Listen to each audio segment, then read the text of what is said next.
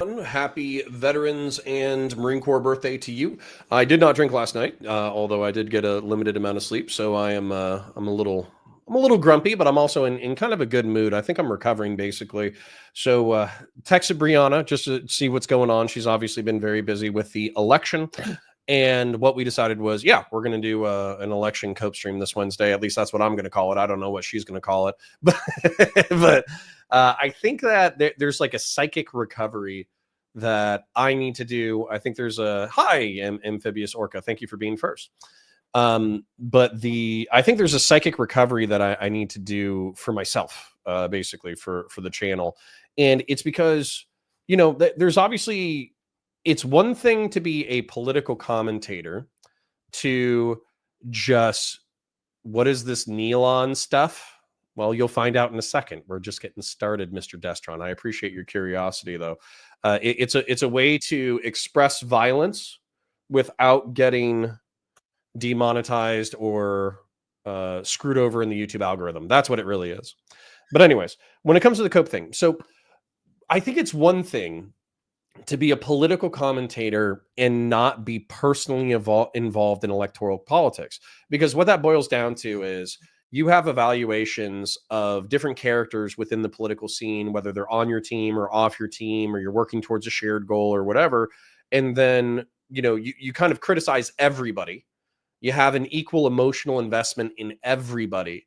And then if people win or lose, it's basically because they didn't listen to you, right? Like that that's the way it feels when you're a political commentator who's not involved in electoral politics, because you're not trying to change the result.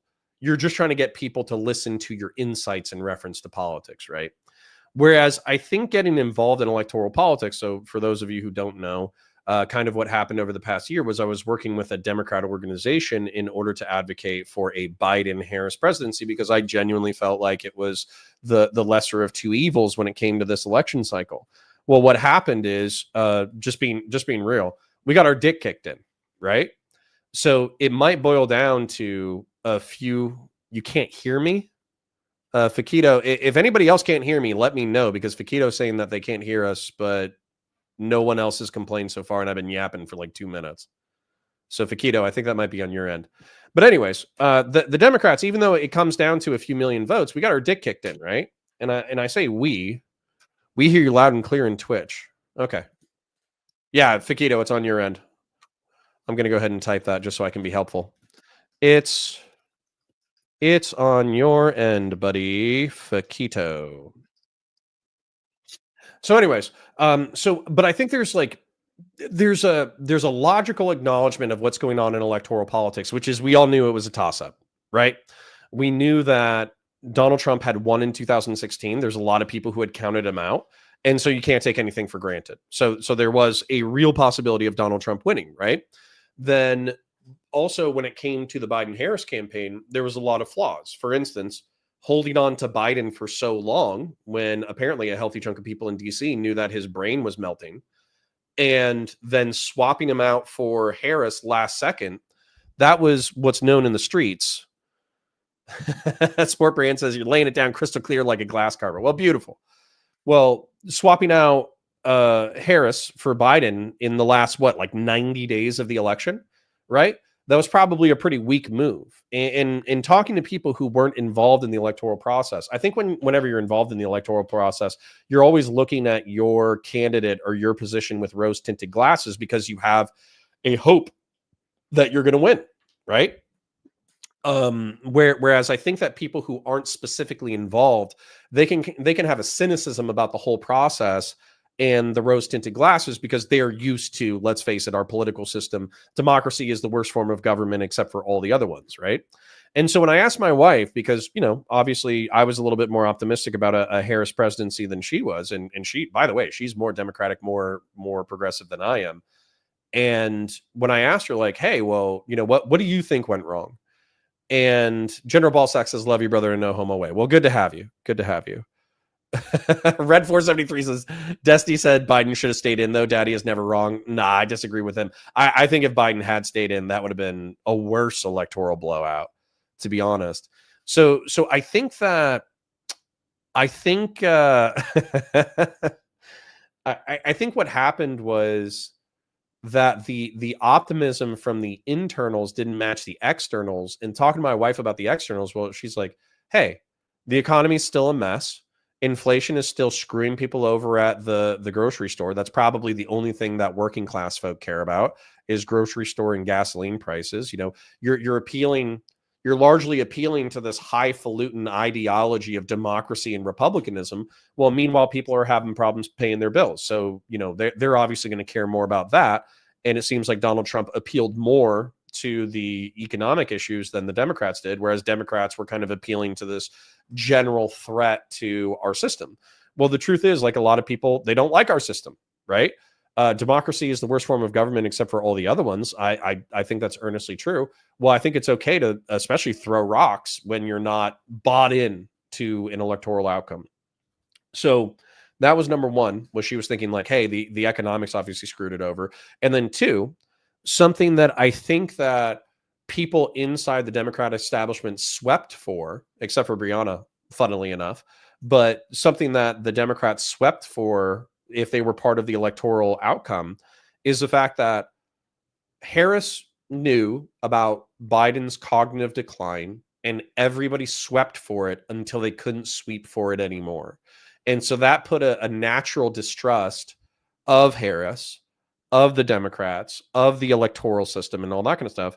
Because if you're going to cover that up for 2 years and, you know, probably after, you know, after it's become very apparent, then you're just not an honest player. And that doesn't say that Donald Trump is an honest player. He's not, but he at least has he's gauche enough to tell you what he wants to do, right? He's like, I'm going to be a dictator day one. You know, I won't be a dictator after that, but I'll be dictator day one. You know, I want to deport all the illegals and we'll create some kind of system after the fact in order to shore up the economics. You know, we're going to tell everybody to go fuck themselves and, you know, on an international politics stage, and then we'll figure out, you know, how we're going to deal with people. And on top of that, we're going to, you know, stick it to everyone and we'll negotiate after we stick it to everyone. And so while he'll lie about like details or whatever, you still get the vibe, you still get the thrust of what he's poking at, which is, I would call it American isolationism, but he would say America first. I would say silly perspectives on tariffs, but he would say not getting screwed over in business. And so overall, I think that Donald Trump, despite his lies, was viewed as a more authentic candidate because he at least told you where he was at. So sorry for the coping. We're probably going to cope some more this Wednesday, but I just wanted to share because I think I need to get it out, right? I need to get the poison out of my soul. General Ballsack says, inter-service happy Veterans Day, everyone. I get the day off, had to fight for it, but I'm cool with it. Yeah, me too. Luckily enough, my bosses gave me the day off, so we're going to do a daytime stream. I can't promise how long we'll be here. We'll probably be here for at least a few hours, but you know, I wanted to hang out. I want to see what a daytime stream was like. General Ballsack says Kamala was a failure. You know that at Counterfire? Well, so yeah, so there's cope here, right? There's also inconsistency, and sorry to the people who are here for the drama. We'll get into it momentarily, but I do want to share kind of my insights as we're getting some feedback from chat. So Kamala, if you look at it on paper, like a resume, then I think she's a fairly successful woman. So isolate her resume away from politics real quick. I know that's difficult to do, but just follow me here. Give me some rope. So a woman who is born in the middle class, right? Born in the middle class, goes to school, gets their JD, becomes a state attorney for one of the largest states in the country, is known as tough on crime during an early heyday, doesn't do well in electoral politics, but does get, you know, selected for vice president, and then succeeds her presidential candidate when he's deemed unfit.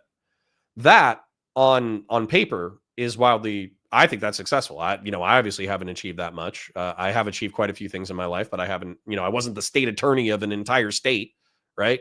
I wasn't vice president of the United States like my buddy JD Vance. And we'll get to that. So the interesting thing about that is the conflict between her early political career and her late political career, right? So her early political career, I would have been like based, right? Like tough on crime, state attorney, taking over, let's face it, San Francisco has it's rough around the edges, some taking on a shithole city and, being tough on truant parents and all that kind of stuff. That to me is like based. But then when you conflict that with the super pro BLM bailing out protesters, retweeting the bailout funds while American cities are getting Molotov cocktailed, that creates like a psychological incongruence that you can appeal back to the tough on crime state attorney crap. But then I don't think there's any tough on crime state attorney who would have willingly paid out bail funds during BLM unless they were sucked into the political moment on a progressive end.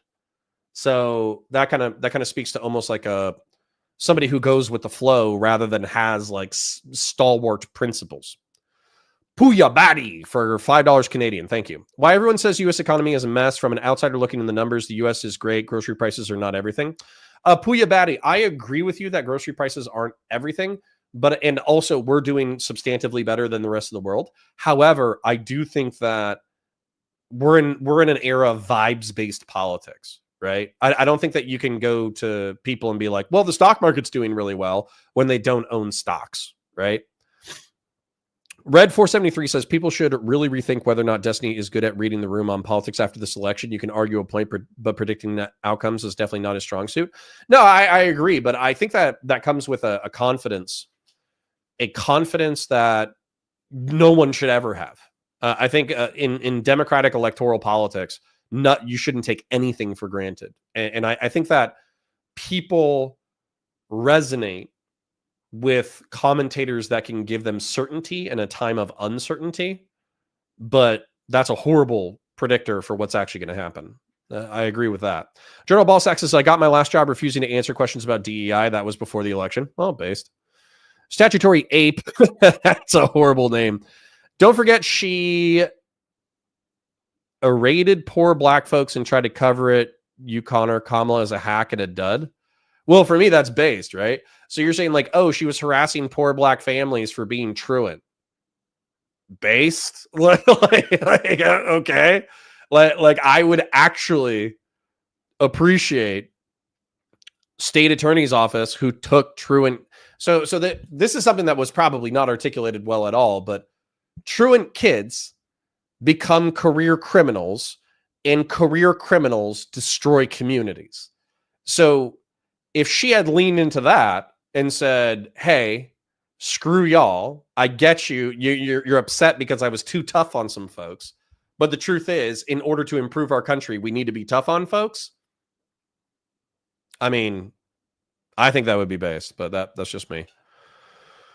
I just hope we don't turn isolationist. I agree. Grocery prices apparently are everything, lol. I mean, yeah, I guess so. To be fair, most of people did not predict such a wave. I agree. Although Trump got almost identical numbers to the last election. I think compared to last election, he was 500,000 short, but so many people on the Democrat side stayed home. It was literally like, I think it was 10 million people. Once they added up all the California popular votes, 10 million Democrats stayed home. That's insane. Grassroots Hegemon for $20. Thank you for the donos, guys. We're starting out strong. I was on the road with a German guy this week for work, and I have to say it literally made me xenophobic warrior princess. Conquer Canada tomorrow, rename it Snow Ohio, and call it an afternoon. I mean, I agree with that. You know me. I'm all about American hegemony, particularly in our sphere of influence. Boat Knight says, as a Canadian, please don't annex us. Well, Boat Knight, if we do annex you, then there'll be a whole bunch of more liberal, progressive-minded people, and maybe it'll tip the balance of power towards a more enlightened governmental structure where we kill our disabled people. So, things to think about. Swart Brand. The U.S. is $36 trillion on debt. The interest is getting close to the level of our GDP. Our whole stock market is propped up by really one stock, NVIDIA. Only 5 stocks have made gains for the last 5 to 6 years. I disagree with your pessimism on debt, only because a substantive amount of the money we owe to ourselves. Also, if you look at GDP per capita, wait, what is it? It's debt as a percentage of GDP or something like that, we're in line with most developed nations. Most developed nations have the same thing. Our economy is so large, so it seems like a crazy number. I do think that there was an extremely missed opportunity, though. There was a missed opportunity where Bill Clinton, the pedo guy who's best friends with Jeffrey Epstein, pedo Bill Clinton did almost balance the budget. And if we had followed his budget, we would have been out of all national debt by like 2008. But then a cute little thing called the War on Terror happened, and then we just ran away with the debt since then. So, Warhawk, right here, give me a space tank. True. Chicanadar says, welcome to first world politics controlled by an uneducated population. 10 million people willing to sit back and watch it all burn down because of their privilege. I mean, listen. I joked about this when it came to the Kamala interview, where it's like, well, if you have so much to offer the American people and Donald Trump has nothing, why is the election so close? Is the American electorate stupid? That's what Brett Baer asked Kamala Harris. And I'm just saying, my answer would have been like, fuck yeah. I would have been like, yeah, there's so many stupid motherfuckers. They think that, tariffs are going to reduce inflation. That's crazy. That's what I would have said. But that's why JD Vance is the vice president of the United States, vice president elect. And that's why I'm sitting in a room with Warhammer miniatures talking shit on the internet. Let's put it that way. Retake the Panama Canal. Indeed. Mr. Bombastic says, what's up? What's up, bro? So it's challenging China on Taiwan, not a little insane. It's like right off the coast of China. I mean, I agree. I think it's screwed up. What's the population of Taiwan? We'll get into content shortly. Chat's just actually engaging with me on what I'm talking about. So they have 23 million people. So what you're saying, this is my impression, okay? 23 million people. That's double the population of Manhattan when it's populated at rush hour, on like 4 p.m., right? When all the people who come in from New Jersey and Long Island and upstate New York, when all those people are in Manhattan, I think their population is like 11 million or 12 million people. So double the population of Manhattan. My understanding of the CCP is that overall, if you shut up and you do what you say or what they say, you can work a slave wage job and get by and take care of your one child because that's all you can afford. That's what I understand the average proletarian life of a Chinese person, right?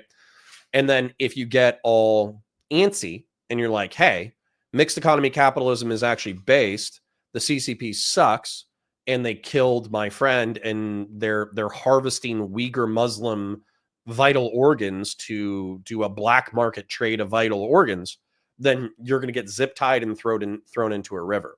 So what you're effectively saying is, because of geopolitical realism, we should condemn people to an authoritarian thought police state where if you talk too much smack, you're going to get zip tied and thrown into a river. So for me, that's bananas, right? Like I would never accept condemning 23 million people to that fate. Now, should we fight a war in order to save Taiwan? Probably not. But should we go with the porcupine strategy of arming Taiwan so aggressively that China would have to pay a very bloody cost to retake the island? Yeah, absolutely. Well, McScruffles says, excited for another Connor video, but then it's another video about Adam. Adios. Well, hey, you might be gone, but we're also going to be checking out Hey, It's Vadim and President Sunday. And not just that, but this one's fairly short. It's like 15 minutes. And I just think it's good. So anyways. Red 473. All right. I'm going to give us a cutout because you guys are being really engaging. And thank you for the donations, by the way. 11. I'm going to cut us off in like the next 5 minutes so we can get into the content. The answer is yes. Trump is, you can win by lying with enough confidence and branding alone. Dude, literally vibes-based politics, man. Vibes-based politics. General Balsack says, RPK machine guns don't work against an Abrams. Unlike Waltz, I actually know artillery functions, and I wasn't artillery. True. And they add vitamins to the rice because it's all you get. Well, hey, listen, vitamin. I love me some GMOs. Above Zine for another $5 says, I admit when I'm wrong. It's time for Democrats to return to states' rights in the Second Amendment against a tyrannical government. Based. Taiwan is super important, though. Yeah, I agree. The CCP doesn't have the sea lift ability to invade Taiwan. You say that, but they have like 1.2 billion people, and they have enough merchant vessels that they could just flood the entire island with tons of people. So, like literally, they could double the population of Taiwan with loyalist Han Chinese. Deus Halcyon says, "Happy Remembrance Day from the Commonwealth countries." Well, happy Remembrance Day to you. Yes, we have a treaty with Taiwan unless they want to start defaulting on treaty obligations. But hey, why should we worry about honoring our word? I mean, really. Boat Knight says, man, I haven't heard or thought of Vadim in like 5 years. Well, Spare Pass says, I wonder if Trump does something insane, would there ever be a check on his power anymore? Yes, there would be. Probably can't get 60 senators to impeach him or anything, blah, blah, blah, blah. Blanket immunity. It's not blanket immunity, but I understand your skepticism. And as a matter of fact, I should probably be less confident about my confidence of the Republican system, but I'm still confident in our Republican system. And by the way, if our Republican system collapses, then it just means that Ben Franklin was right, by the way. So we've had a similar we've had similar situations in the past, right? We had the Whiskey Rebellion, we had Shays Rebellion, we had the Civil War. We've had crises of confidence in the United States system in the past, and we've been heavy-handed in order to maintain the republic in the past. So we shouldn't be surprised that there's new tests to the structure of our government, and we shouldn't take it for granted. However, there's a kind of famous quote, and after this, I think we're going to get into the content. A woman asked Ben Franklin during the Revolutionary War, "What have you gotten us into?" And Ben Franklin answered, "A republic, ma'am, if you can keep it." And I've wanted to like turn that into a brand, like the Keepers or something, but there's no cool way to say that. But the truth is that it's a republic only insofar as we can keep it. If we cannot perpetuate the system, I don't think that's necessarily an indictment of the concept of the rule of law. I think that's an indictment of the nature of humanity. Grassroots Hegemon says Vance is a techno-monarchist. Same is true of Musk. At the Collins family, I secretly love them, but this is absolutely not your grandfather's Republican. Yeah, I agree. Like they're effectively, we have like neo-monarchist Republicans, which makes limited sense. Blah says, hey, Connor, fellow patriot here. You really inspired me, so I submitted 50 votes for Kamala to help the cause. So based. It wasn't enough, but I appreciate your efforts. All right, anyways. We got roughly 100 people, which kind of tells me that if we went live every single day, then we would be doing great. If we stayed live for like 5 to 8 hours every single day talking about drama content, we would probably do fantastic. But I do want to honor the interest of these 100 people. We could talk about more things, political things, but let's get into drama because let's face it, that's what people love. And up here, look, there's the Bolter Mark II. Somebody said, oh, snap, Connor's got a 3D printer. I've been having a 3D printer. How do you think I got a Bolter? But let's get the party started. Share screen. Let's do the entire screen. Let's get some audio. I'm just talking to y'all because I don't want you to feel alone, okay? I want you to feel like I'm your close personal friend. Let me know if the audio needs to go up or down. So doing an intro.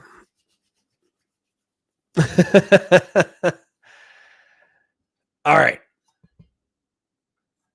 Yes. So let's do the introduction. So Adam Friendon and I from the Sitch and Adam show. As a matter of fact, let me start from the beginning. Several years ago, and still to this day, I've kind of identified as a centrist. There was the classical liberal movement that I would say started in the 2010s. I think Sargon of Akkad was its largest proponent. And what classical liberals said is that capitalism is better than communism. The Democrat Party is going too far. They're embracing wokeism and progressivism and leftism. And as a result, I no longer identify with the left. However, the right wing can be a little bit crazy. So as a result, I am a centrist classical liberal. That is kind of what Shoe on Head and Chris Ray Gunn and Sargon of Akkad kind of said in the 2010s, right? Well, what ended up happening since that time was that people drifted into dissident right-wing politics. I think that Carl Benjamin is effectively like a neo-monarchist at this point. I think Curtis Yarvin is a influential dissident right-wing thinker. I think that online dissidents like Nick Fuentes and Keith Woods have built cult followings because they had interesting things to say about liberalism and power and the limits and failures of liberalism, et cetera, et cetera. Well, Sitch and Adam never really did that as of a few years ago. What I understood them to be are effectively classical liberals or liberals, independent-minded centrists. I know Adam dislikes that term, but they were pretty chill. They were pretty chill centrists. And it seems like they definitely called out the far left, but they also called out the excesses of the far right. Well, what I would say, that this is a personal opinion, so I don't want anybody getting their panties in a wad, is that what's happened is 60% of their audience are Trumpers and 40% are libertarians or liberals who dislike far left politics. And so I would say consciously or subconsciously, what happened is they started catering to that audience, which, by the way, that happens to everyone. Everyone caters to their audience. But they started, at least Adam in particular, started adopting positions that I don't think line up with a classical liberal independent centrist. And so as a result, I criticized him for that, and it caused drama. Well, Liquid Sonic did a video. I normally can't watch content about myself. It makes me cringe, but I think it's just an overall good video. So we are going to react to that now. I will pause intermittently to add my own commentary where I feel necessary. Let's go. So Adam Friended, he's a political commentator that is most well known for being one half of the Sitch and Adam show, a live stream that discusses politics. They run the type of show that really cares about woke stuff, but I'll give them credit, unlike a lot of channels that are branded as politics, or even worse, channels that are branded as gaming, that exclusively talk about mainstream media and cultural garbage. Sitch and Adam do talk politics, and despite this video heavily ripping into one half of the show, it's not so bad. But as you can see, the focus today is on Adam, and although... Can I say, if you don't like my pauses, then tough titties. This is the content. I like that Liquid Sonic started almost with a compliment, which he said, like, yeah, they talk about pop culture, but they actually do talk about real politics as well, and they deem themselves a political show. That's borderline a compliment. There's tons of people who talk exclusively pop culture or talk exclusively politics, and they don't kind of like acknowledge what they really are. And so there's a compliment right there. It's a criticism video, but I feel like Liquid Sonic is fair. Okay. Adam's content is focused around politics. This video is created only to discuss the failure and how he conducts himself online. Completely, wait, you're laughing? What's up, buddy? Me? I'm laughing at the chat. Oh, okay. I really wasn't even paying attention to you, but... Okay. This, like right there, boom. So Hutch is a fairly nice guy. If somebody says that shit to me, you're done. Like, and I don't mean like you're done, like I'm gonna like end your career or whatever, but I'm gonna start being rude to you, right? Like whatever charity, whatever I have towards you that is being reciprocated, where it's like you're a political interlocutor, I'm a political interlocutor. Let's share our opinions and see who is smart enough, and share ideas and all that kind of stuff. And as iron sharpens iron, men sharpens men. If you say, I'm sorry, I wasn't even paying attention to you, I was laughing at chat, I'm gonna take every single opportunity to kick your dick in. And that's actually why I'm reviewing this content today, is because fuck him, right? You want to be a smug piece of shit to other people on your platform, and you want to be a political commentator, and you want to throw elbows in the political debate scene, but every time somebody presses you, you fucking melt down? Fuck you, right? Grassroots hegemon. Making fun of Adam is elder abuse. I agree. All right. I'm listening. Okay, all right, Sitch. And the actual problem with Adam is that he's too smart. The average online politics nerd just isn't going to get his intellectual and badass vibe. Look at the way he portrays himself with laser eyes. If you aren't like an edgy online guy, you're not going to get this type of thing. And look at these cool t-shirt designs he's made. He's got Elon Musk and Jordan Peterson with laser eyes. Also on his website, he's got a reading list. You can see here his top favorite books. British people are better at commentary. I believe in British supremacy when it comes to commentary. Okay. There's just something about a smug British person delivering criticism that just hits right. Okay. Liquid Sonic has a Commonwealth accent. Queeman obviously is a Commonwealther. Chud Logic is a Commonwealther. There's something smug and fun about a Commonwealther being smug and critical of somebody that you dislike. And so let's just take a look at these real quick for those of you who aren't watching, you're just listening. The Righteous Mind by Jonathan Haidt. That's a good one. The Dictator's Handbook by Alastair Smith and Bruce Bueno de Mesquita. Why Nations Fail by Darren Asmoglu and James A. Robinson. The Secret of Our Success by Joseph Heinrich. Influence, The Psychology of Persuasion by Robert B. Cialdini. Why Gender Matters by Leonard Sachs. The Murderer Next Door by David Buss. Okay, so one of the things that's really interesting that I wanted to counterpoints what happened to Counterpoint's branding. Truth lie, I don't think there's anything different. So what's going on with Counterpoint's 40K? Originally I did Counterpoints. Sorry, real quick, tangent, getting one guide. I want to talk about the books in a second. Counterpoint's branding. I started Counterpoints, and I have my editor Taze.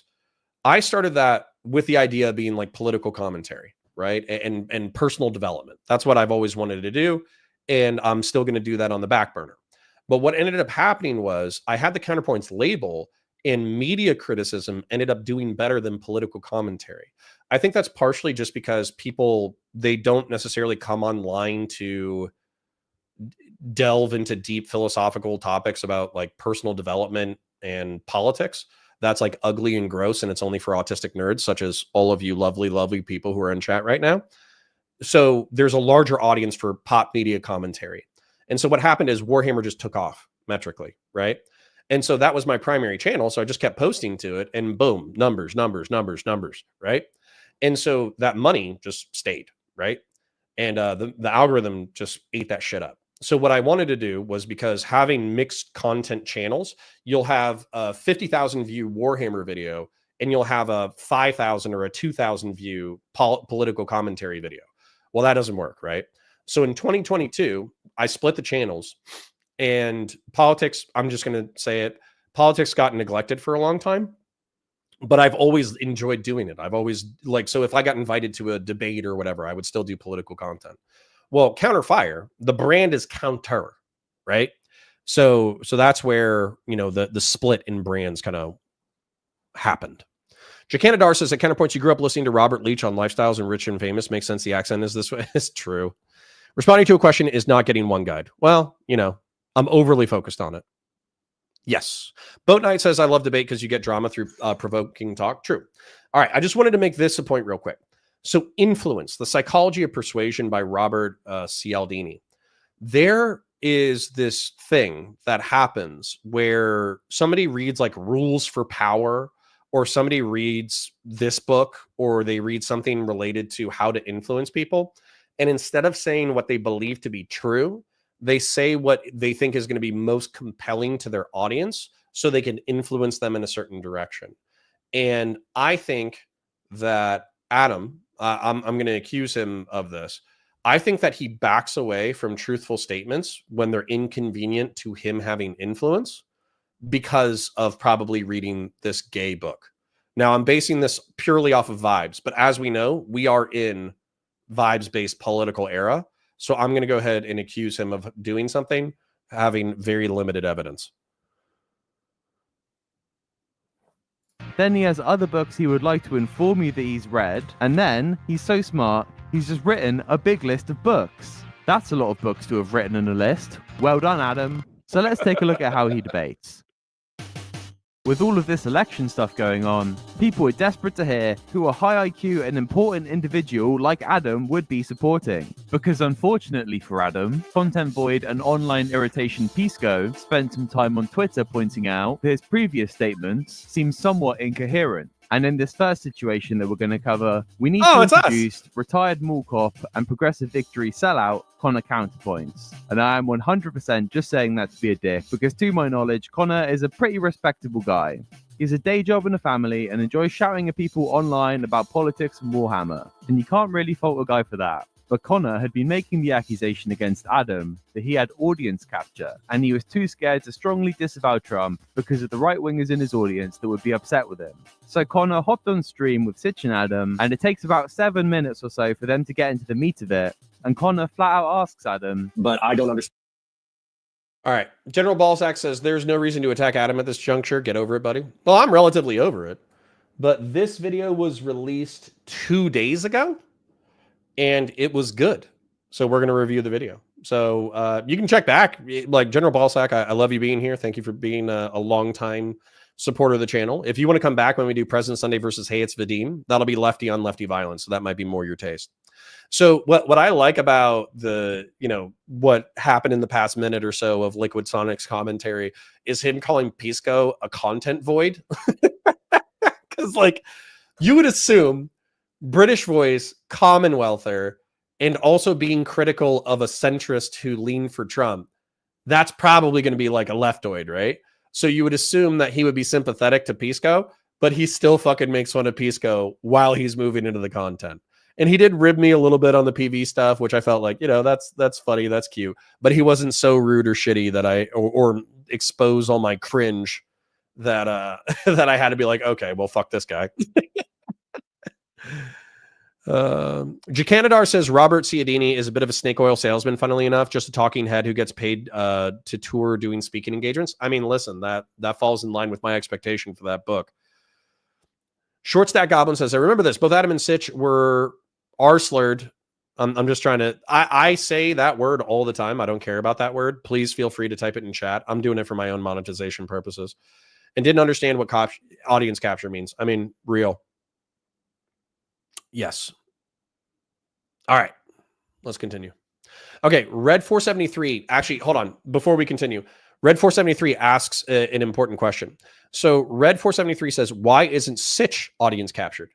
I think it's because, one, he's held on to his conscience, and so he follows exactly what he believes to be true. The evidence that I would cite for that might even appear in this video, where he's talking about like Haitian migrants in reference to JD Vance. So hold up, let me back out a little bit. I know you guys just want me to talk smack, but I also want to explain things too. They were watching the vice presidential debate. I think JD Vance did acquit himself well, but he was using, let's say, influential rather than truth-based language. And Adam was defending that, saying like, well, he's calling them illegal Haitian migrants, but the point is that these people shouldn't be in this country because they were given an immigrant status that the administration granted them or something like that. And Sitch, to his credit, got pissed off, and he's like, well, that's inaccurate language. You're calling asylees who have been approved by our current administration in order to live in this country as illegal. That's wrong. It's messed up. It's untruthful. And they actually went to bat over like influential versus truthful language, at least in my assessment. And so that is where I'm saying, like, they're supposed to be team truth, right? Well, there's lies of omission and lies of commission.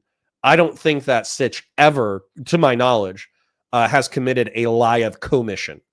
He might not talk about things because they might be inconvenient to the point he's trying to make, but he's never said something, to my knowledge. He's never said anything that he knows to be false in order to further a point. If anything, I think he's principally opposed to that. The guys who wrote Why Nations Fail just won the Nobel Economic Prize. Well, we should probably read that then. All right, Connor, there needs to be a formal debate. Dude, when and where, right? When and where? I would happily talk to any of these knuckleheads at any point. All right, let's continue. Understand your position on Trump. Well, you don't know my position on Trump. Like, you never. So feel free to articulate it.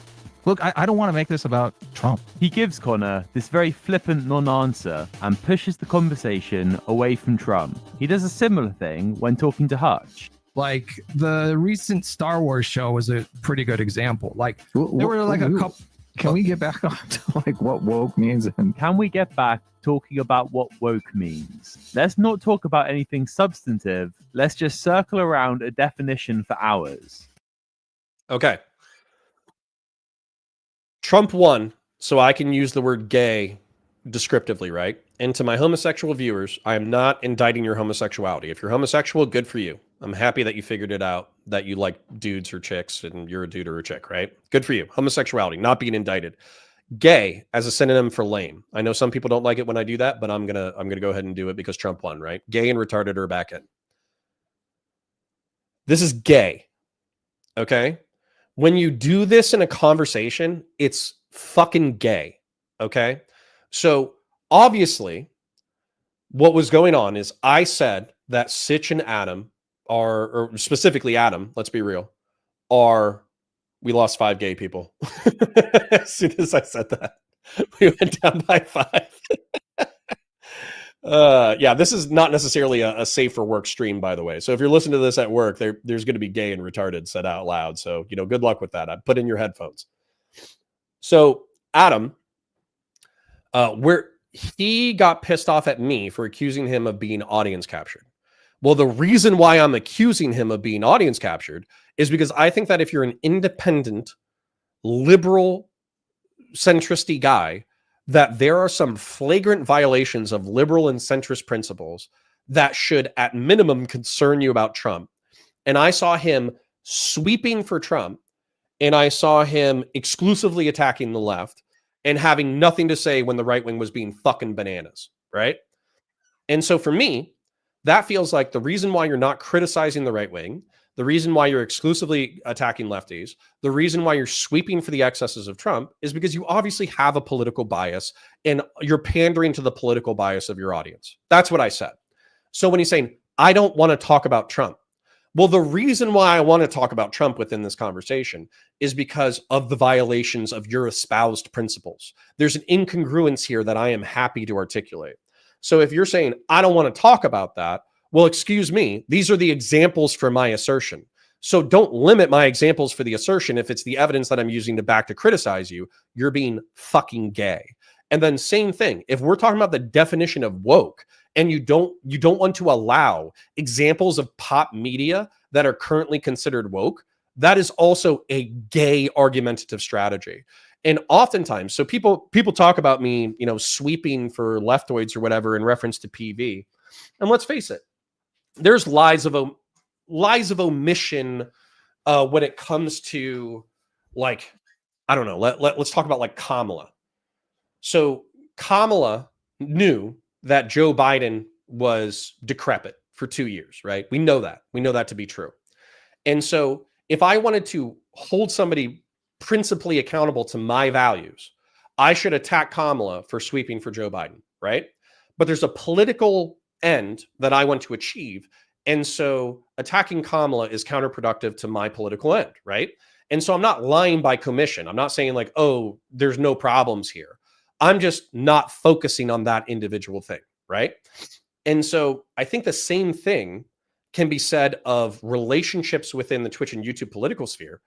I didn't attack Carl, Sargon of Akkad, for a prolonged period because I knew that he was in the Sitch and Adam orbit, and I knew that we would probably bump into each other eventually. I didn't attack Adam for probably 2 years because, let's face it, he's been retarded for a long time. So I didn't attack him for 2 years because I was like, well, he's on a show that I like and they kind of align with my principles and all that kind of stuff. So I'm committing effectively, in my opinion, a lie of omission by not saying, Adam, you're fucking retarded.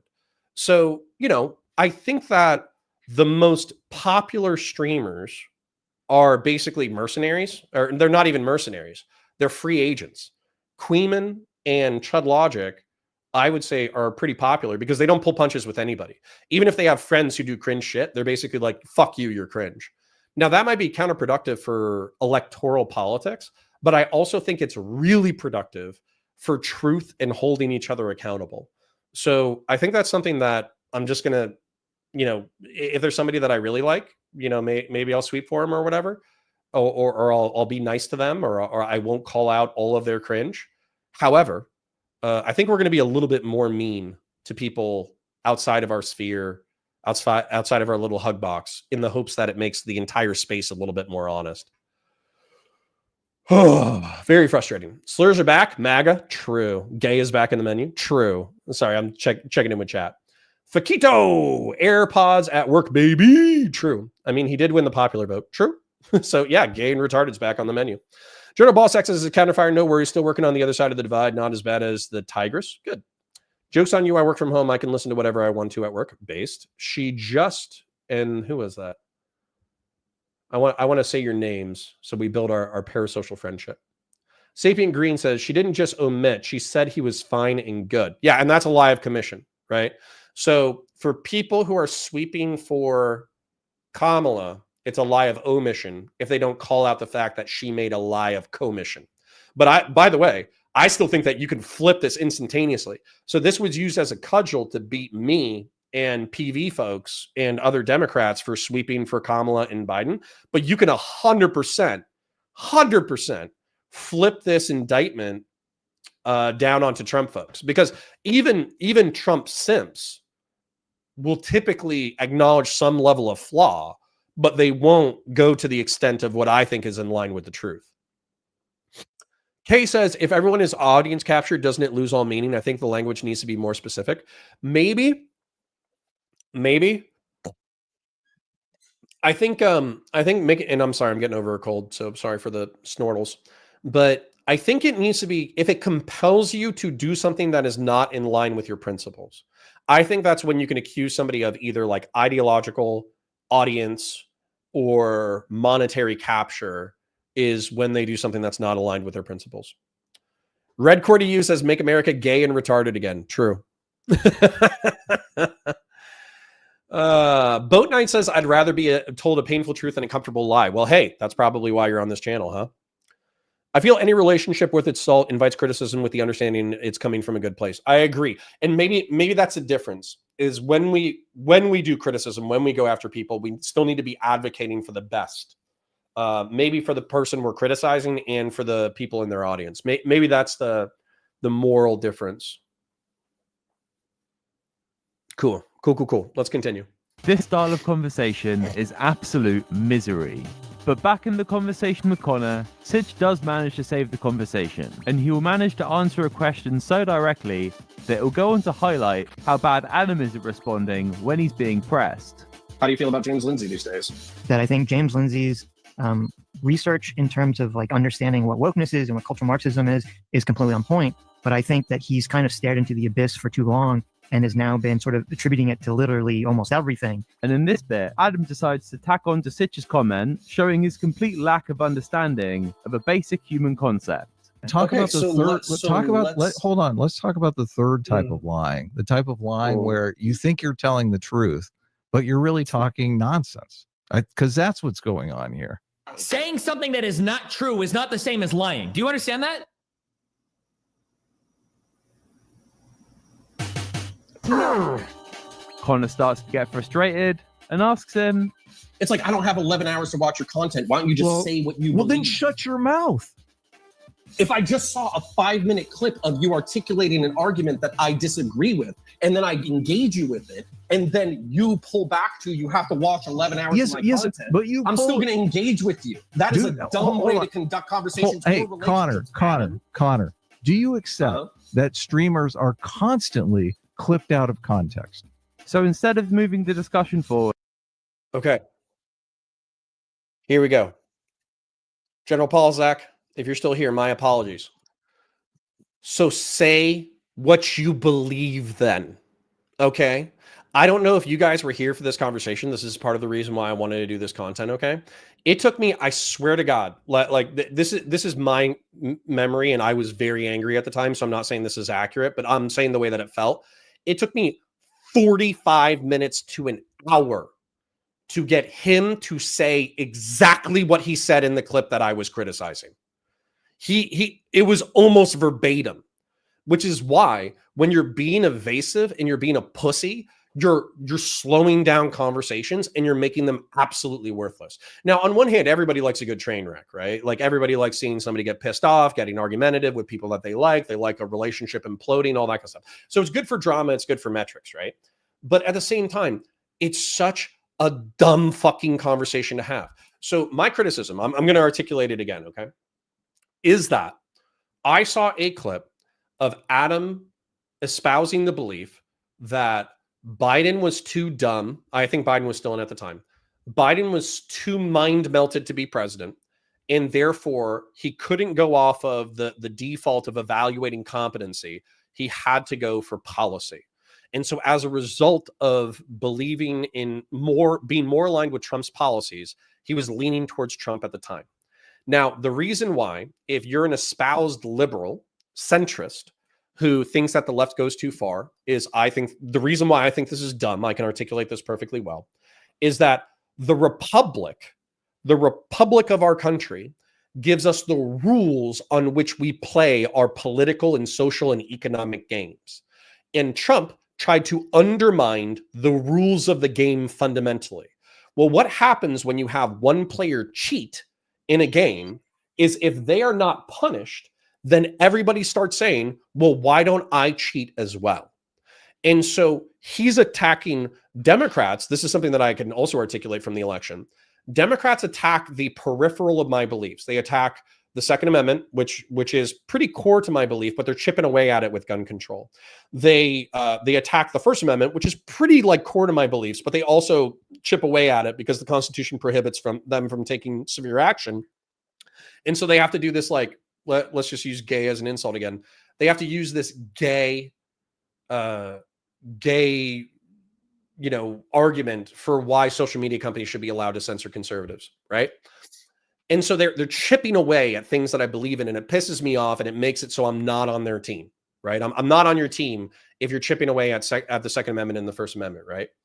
But they're not attacking the core idea, which is the rules-based society in which we live, whereas Trump attacked the core. So if you're a liberal who believes in these individual rights, and if you're a liberal who believes in this rules-based game that we play with under the Republic, you have to tell me how the presidential candidate attacking the core of what you believe is not a step too far. And if you can't articulate that, you're a pussy. So I would have accepted, as an example, I have had this conversation with Phil Labonte. Despite our differences, I still very much like Phil Labonte. I think he's a funny guy. Phil said, I think the system is strong enough to contain Trump. I think that the left has gone too far. I think progressives have lost their effing mind. As a result, my political priority is anti-leftism. I think that Donald Trump is a sword with which I will wield against leftists. And I think that the system is strong enough to withstand the excesses of Trump. Adam could have said that exactly, and I would have said, okay. But literally this entire drama is over him being a fucking pussy who can't say what he believes and stick with it.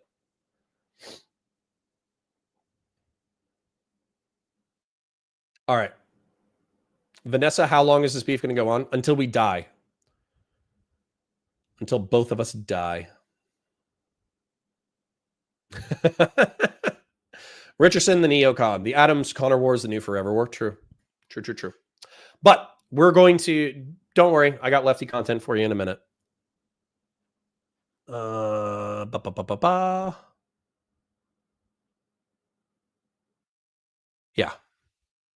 All right. Everybody's just saying huzzah in chat. Well, huzzah to you as well. Let's continue. Adam claims that 5 minutes of him talking about his position is not enough context for Connor to understand. If Connor doesn't watch all the content that they put out, he shouldn't be talking to him about his positions. Rightfully, Connor manages to point out how stupid this is, and Sitch tries to save the conversation. But Adam jumps in and says then that we weren't asking you to watch our stuff. Is this and clip? So I say, Adam, is this representative of your position? Hold on. And you say, watch my content. That's a dumb sentence. Okay. Wait. First of all, again, this kind of shows that and it's fine that if you don't watch our content regularly, that's fine. Yeah, but we're not asking you to. Okay. It's not like we've been. Then why don't you say your position, Adam? Wait, shut up. Let's look again at Connor asking him to tell him his perspective. I am asking you for what your current thoughts are on the election and which way you think you're going. Content, okay? No. There's my response. So Connor asks him again. So how about instead of accusing me of lying, why don't you just tell me what you think? Look, I run a show. I talk for 2 hours a day about my perspective. I talk for 8 hours on Sunday. Yes. And past that, even Sitch asks him if he'd like to clarify his opinion. Would you like to elucidate your opinion? No, not really. I mean, I didn't really prepare to have a conversation about my life story on this. When he's asked again, he claims he is prepared. Yeah, because I didn't prepare to come on this live stream and articulate my position. What's to prepare? What do you think? What's to prepare? I think you're a dishonest liar. I mean, that's what I think.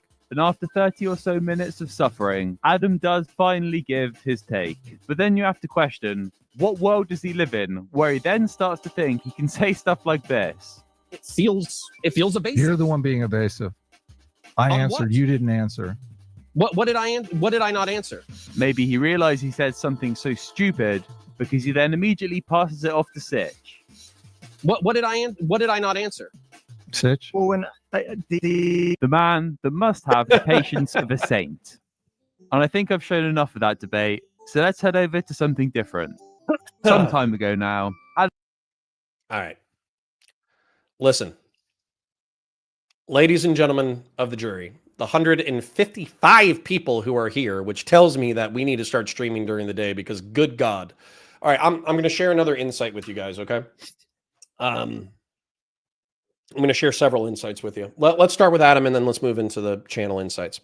So, with the Adam thing. Political commentary, okay? This is what we're ostensibly doing. Now, I'm not going to lie. I'm kind of leaning into the drama side, okay? I'm just going to tell you. Reason being is people like conflicts of personality. It gets good metrics. People fighting gets good metrics.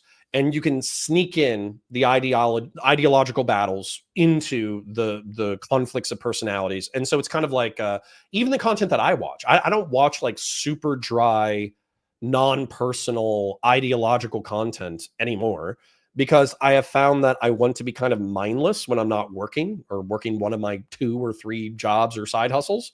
And so as a result, I watch stupid fights between people that I either like or don't like. I either hate them or I love them, and I want to see them fight other people. And that goes back to the Eleanor Roosevelt quote of, small minds talk about people, average minds talk about events, and great minds talk about ideas. And so taking all of that and collapsing it down into a single form of content, I think is brilliant, and that's what I want to do. I'm more talking about the channel now than I am talking about Adam. So I think that if we're doing 155 live, and by the way, I haven't streamed in like 3 weeks, right? So if we're doing 155 live on a Monday at 11 a.m., then obviously what's happening is there's a healthy chunk of people who are watching this either while they're working service jobs, and so they're just getting up for the day, or they're 9-to-5ers, and this is effectively their radio. So number one, thank you for being here. Remember to like the stream and all that kind of stuff. But number two, this is where it's at. So if I want to become a streamer, which I don't have the financial ability to go full time right now, I just don't. I need to stream like 5 to 8 hours a day in the middle of the day. It is what it is. I think that's what all these successful streamers do is they go live pretty much every day, 5 to 8 hours during working hours so people can use them as a radio. Personal insight I'm just sharing with you in case you want to be a streamer in the future. When it comes to Adam, we are political commentators, right? Say what you believe. That's it. It's that simple. It's literally that simple. Don't be evasive. Don't be a pussy. Don't be a coward. You're a political commentator. You talk about politics all day. You talk about who should wield power, why, and how. Mark Twain has this fantastic quote, which is, I never lie. That way I don't have to remember anything. And it's so true because if you are describing reality as much as you understand it, that should be relatively consistent over time. So if I walk outside and the sky is blue, if I need to lie and say the sky is red, well, if I get asked that 6 months later, I need to remember that I said the sky was red 6 months ago, right? Whereas if I think something is true and then I'm just redescribing what I believe to be true, then the sky is blue again. So I can just say, now, I can say 6 months from now, I can say 2 years from now, I can say 10 years from now, I can say 50 years from now, but the sky is blue, barring any major geopolitical catastrophe that turns the sky a different color. So anyways, point being that like, just say what you believe and back it. That's it. All right. Consistent schedule is pretty important, Sapien Green. I agree. Contra FTN says liked. Well, thank you for the like. DS Halcyon says, I'm on the West Coast. Destiny isn't up and no one else has started this early, so it's lovely to have something to listen to in the morning. Very based. Well, honestly, let's do that. Let's do 9 to 5. Let's do like 9 to 5 streaming. That could be fun. Truth Lies as a counterfire. Aside from Trump or anyone getting elected, do you think we are still on path for... No, I don't think we're on the path for World War III. I think we'll be fine. I think there's enough guardrails that we'll be fine. Nobody wants it. So I think we'll be good. Anyways, let's continue.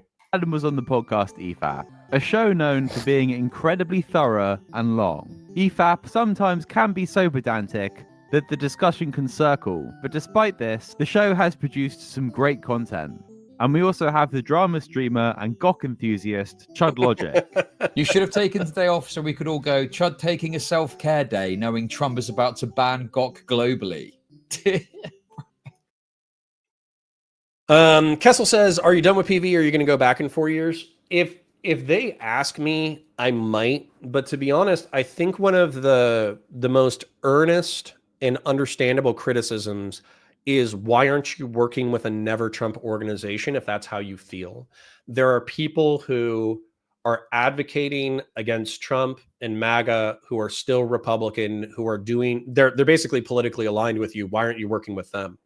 And so I think what I would do, I kind of fell into it just because I was asked, but I think I'm going to try to grow this channel and hit 100K, whatever. And if we hit 100K, we're getting decent viewership, et cetera, et cetera. I think I could email, Bill Crystal or the Never Trumpers or the Bulwark or something like that. They were a little bit too rah about Democrats. They were excited. I wasn't excited about a Kamala presidency. I thought it was the lesser of two evils. They were excited about a Democrat presidency. And I thought that was a little weird, to be honest. So I want to have a conversation with them and see where we align and see where we don't align, and also see what their plans are. Because my plan would be to temper America first, to temper MAGA into a realistic American position. It wouldn't be to become a Democrat. Becoming a Democrat is silly.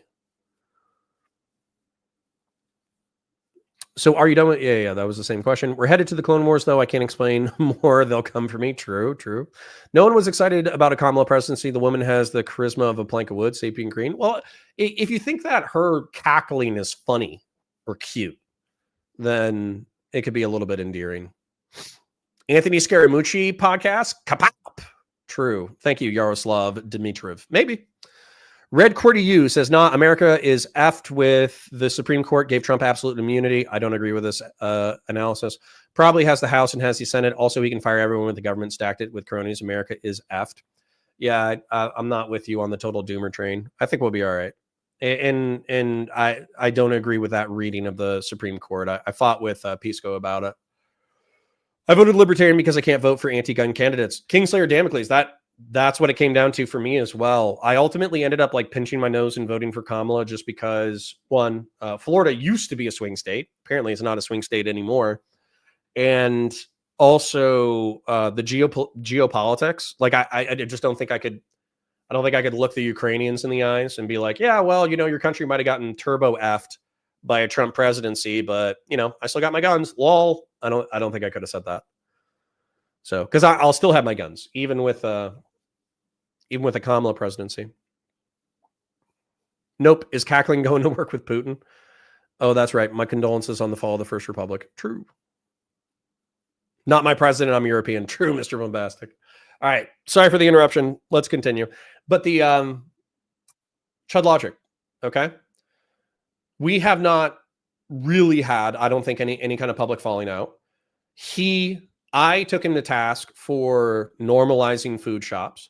He took me to task for not criticizing Vosh when the Lolicon horse drama came out. Which, by the way, if we get bored, we could do Lolicon horse drama later if you wanted to.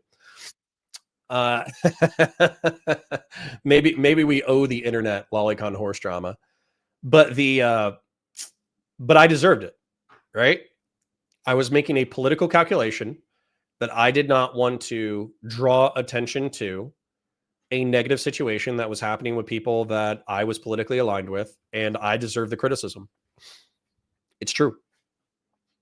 Now, whether or not he agrees that he deserved criticism for food shops, I don't know if he would admit that, but, it is what it is. I took him to task. He took me to task. I deserved it. I don't know if he would admit if he deserved it.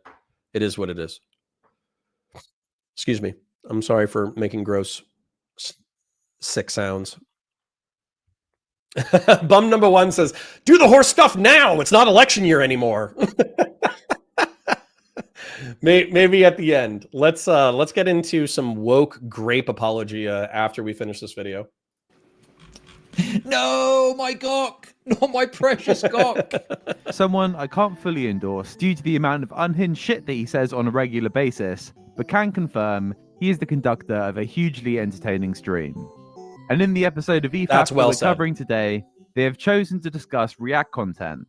Something out of the wheelhouse of EFAP and Adam's usual coverage, but it was a hot topic of the time, and this was a typical marathon stream. The part that we're focused on is hour 7 of the discussion. To not string this one out for too long, the discussion is brought up over how much of a reaction does it take for something to become transformative. And Adam just goes down the stupidest line of questioning, asking things like, if someone were to just sit there and go bleep, bloop, bleep, bloop for 30% of the runtime, would it then be transformative? And Chud decides to put a stop to this. We're not in that that's why I position, asked. I'm sorry, Adam, I've got something really important to say to you. This from a super chat. It says, Adam, please, from everyone watching, stop talking for 5 minutes. And the way Adam reacts to this, if he wasn't such an arrogant asshole, you'd actually feel sorry for him. Okay, all right, I'm gonna take off. Thanks, guys. No, Well, you did, Chud. You big mean bully. I was just reading the super chat. It's cool. It's cool, guys. Thanks for having me on. It's not a big deal. I'm tired anyway, so. Love you, Adam. We'll catch you around. No hard feelings. I don't want you to think there's any hard feelings here. But I'm tired. Okay, listen. Anyway. It genuinely isn't because of the super chat, is it? I was fucking around, okay? Well, I mean, it is a little bit. No way. Wow. Oh my God. No, you can't listen to her. You run a comedy show of your own. And it really did get to him, because the next day when he streamed, he just couldn't stop bringing up Chud. You know, Look, it was a $5 super chat. Like if it was a $50 super chat, I'd be like, righto. Death Lily 76, you're famous. You're famous. You caused this implosion. That's hilarious. So, yeah, like that, dude, that's, you know how much, I'm just going to be real, okay? This happens all the time, okay? There are so many rude MFers, and not you 170 glorious people cross-platform. Thank you for being here, by the way. Be sure to, I'm going to chill for a second. Like the stream. Follow if you're not following on Twitch. Become a Twitch member or a YouTube member. If you got money burning a hole in your pocket and you do find this entertaining, go ahead and do a super chat or a dono or whatever. Your money is not required, but it is deeply appreciated. Obviously, the goal would be to eventually do this full time. But, you know, I have a wife and kids, so I can't, unlike some other streamers, I can't survive off of $2,000 a month or $3,000 a month because I live in an apartment by myself with roommates and a cat. Okay. I have dogs and children and a mortgage and stuff. So anyways, but I think the reason why, again, I would be sympathetic to somebody genuinely getting their feelings hurt over another creator ribbing them. But dude, if you take shits on people, they are going to shit on you. That's all it is. Okay. If you're gonna ignore Hutch and you say, oh, haha, I wasn't paying attention. If you're gonna talk shit and try to big bro me in your fucking stream, oh, the chat's really not liking what you're saying. Go fuck yourself. You think what your sycophantic chat is saying affects my fucking opinions? Absolutely the fuck not. So if I'm saying you're being evasive and own your fucking positions, that your chat being like, oh, Adam doesn't have to. He talks for 10 hours a day. I don't give a fuck about that person's opinion. Are you shitting me? Say what you believe. Back what you say. Don't be a fucking pussy. Right? That's it. Jesus hates a pussy. Okay? As a matter of fact, I want everyone to adopt that phrase into your lives. All right? We're going to do a little personal development. I was talking about personal development earlier, how I'd like to do that content, but we're stuck doing drama because it's more popular. There's a book about a gentleman who infiltrated the Hells Angels, and him and all his undercover cops were Christian, but they had to like hang out with a bunch of people doing meth and drugs and riding motorcycles really fast and banging prostitutes and all that kind of shit. So they had to figure out how to psych themselves up in order to go do hood rat shit with hood rat people and drive 110 miles an hour on motorcycles and not look like a pussy. And so the phrase that they came up with, since they were all Christian, was Jesus hates a pussy. So don't be a fucking pussy. All right.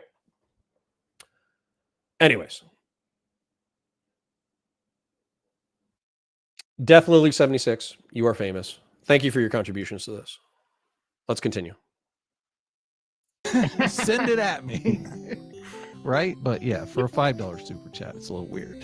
When's Chud gonna be on? Because I might The 26th. The 26th. I think Doomer is much cooler than Chud. Listen, if you're a little ass mad and then you vent being ass mad, that's totally okay. I'm criticizing the sensitivity, but if you know you're a sensitive soul and then you just get it out by just being ass mad for a few hours or whatever, or a few minutes, that's totally fine. That's very normal. Right. I do think it backfired on Chud, and I think Chud came off looking like a real a-hole. I pause Andy. That's cope. That's so. Trump got elected. We can say gay and retarded again. That's so gay. That's so gay. You think somebody bantering with you by reading a super chat makes them look like an asshole? We're streamers. We're assholes to be funny. That's the whole point. We're trying to entertain a chat. Saying, hey, you're saying stupid shit and this chatter doesn't want to hang out from you and then you get an ass mad. Wildly entertaining. Fucking hilarious. Clippable for months. So if you're ass mad that somebody was talking shit to you, it's okay to be fucking ass mad. That's totally fine. But don't say that the other person took more of an optical hit for being an asshole than you did for being a pussy. Jesus hates kitty, confirmed gay, says Grassroots Hegemon. So true, King. Depends on if you think Jesus and God are the same person, because if Jesus is God, then he made everyone, so that means he is not, but is celebrate that. Yeah, total dweeb. Yeah. Jeez. Adam is acting soy about the Chud chat. It wasn't even EFAP $5. It was Chud's $5. That, I got to admit, Yeah. that irked me a little bit too. Wow, look at this guy. Look, I just like, I don't know, it feels very leftist to me to go He's on. like a socialist, isn't Chud is? he? Yeah. Oh, okay, well, makes sense now. It totally makes sense. I should have brought that up. Okay. This, again, gay and retarded is back in. Trump won. Okay. We can say gay and retarded as derogatory insults. And by the way, to my homosexual audience members, I don't care that you're homosexual. Congratulations. I'm happy you're happy. Enjoy the dudes. If you're gay, enjoy the women. If you're a lesbian, have fun. Okay. Good for you for being homosexual. We're talking about gay. Okay. Lame. That's so gay. All right. There are cringe far rightoids. There are cringe far leftoids. There are cringe communists. There's cringe socialists. There's cringe liberals. There's cringe progressives. There's cringe centrists. There's cringe everybody. Everybody has cringe. So assuming that because somebody has a certain political ideology that makes them a cringe individual, that in and of itself is cringe. That's a dumb way to conduct yourself. And also, this is why when I argue stuff on Twitter, which by the way, I should totally stop doing, this is why when people are like, Connor, you're a leftist. It's like, okay, so you're saying I'm a socialist because I want the decommodification of basic human needs and workers owning the means of production, because I don't believe that. And they're like, no. Then I'm like, okay, so you're saying I'm a communist. So I want a moneyless, stateless, classless society because I don't. And they're like, no. And I'm like, okay, so I'm not a leftist. Let's move into liberal and progressive. Progressive. Do I love the N-word? Yes. Not a progressive. I know that's way too simplistic, but still. But the point is, like, you move through all the political factions and where they identify, and you keep eliminating each political faction. And then you're like, okay, so what the fuck did you mean when you called me a leftist? And they were like, oh, you criticized Donald Trump. And it's like, that's not leftism, you fucking moron. Like, there's dissident right-wingers who criticize Trump. There's liberals who criticize Trump. There's Republicans who criticize Trump. Criticizing Trump is not being a leftist, you fucking tool. And no offense, but like, that is the kind of sentiment that encourages that type of behavior. So fuck Adam specifically for this behavior that encourages people to think that leftism is when you criticize me. It's so fucking gay. No homosexual offense intended. Ericoda says, at Counterfire, opinions on Trump wanting to Sicario Day of the Soldado, the cartels. Well, you already know my plan. Plato o Plomo, right? That's based. Like, but I don't think he would go with the plata. So Plata is silver, plomo is lead. So silver or lead. For those of you who haven't heard my Central American and South American policy, I want to create the greater United States of the Americas, which is basically South. So it's South, Central, and North America united in a hegemonic regional sphere. I want the Southern United States of America to be, Brazil, Chile, Paraguay, Uruguay, Argentina, Colombia, Venezuela, organized into, like states in order to be a single security and economic zone. Then I want Central America to do the same, and I want the North to do the same. And honestly, I wouldn't care if the Central and Northern got rolled into one, and basically the border was the Darien Strait in Panama, right? So if we did this and we had a greater United States of the Americas made up of the Southern United States of the Americas and the Northern United States of Americas, cartels, drug cartels, have been a massive pain in the ass for us for decades, right?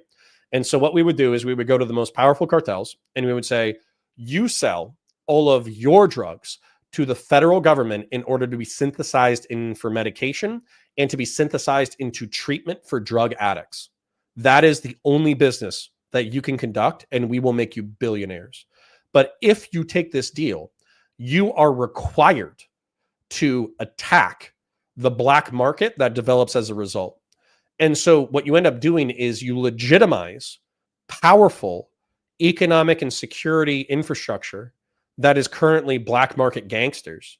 You legitimize them, and then you use them to help crush the remaining black market. That would be my plan. Power abhors a vacuum.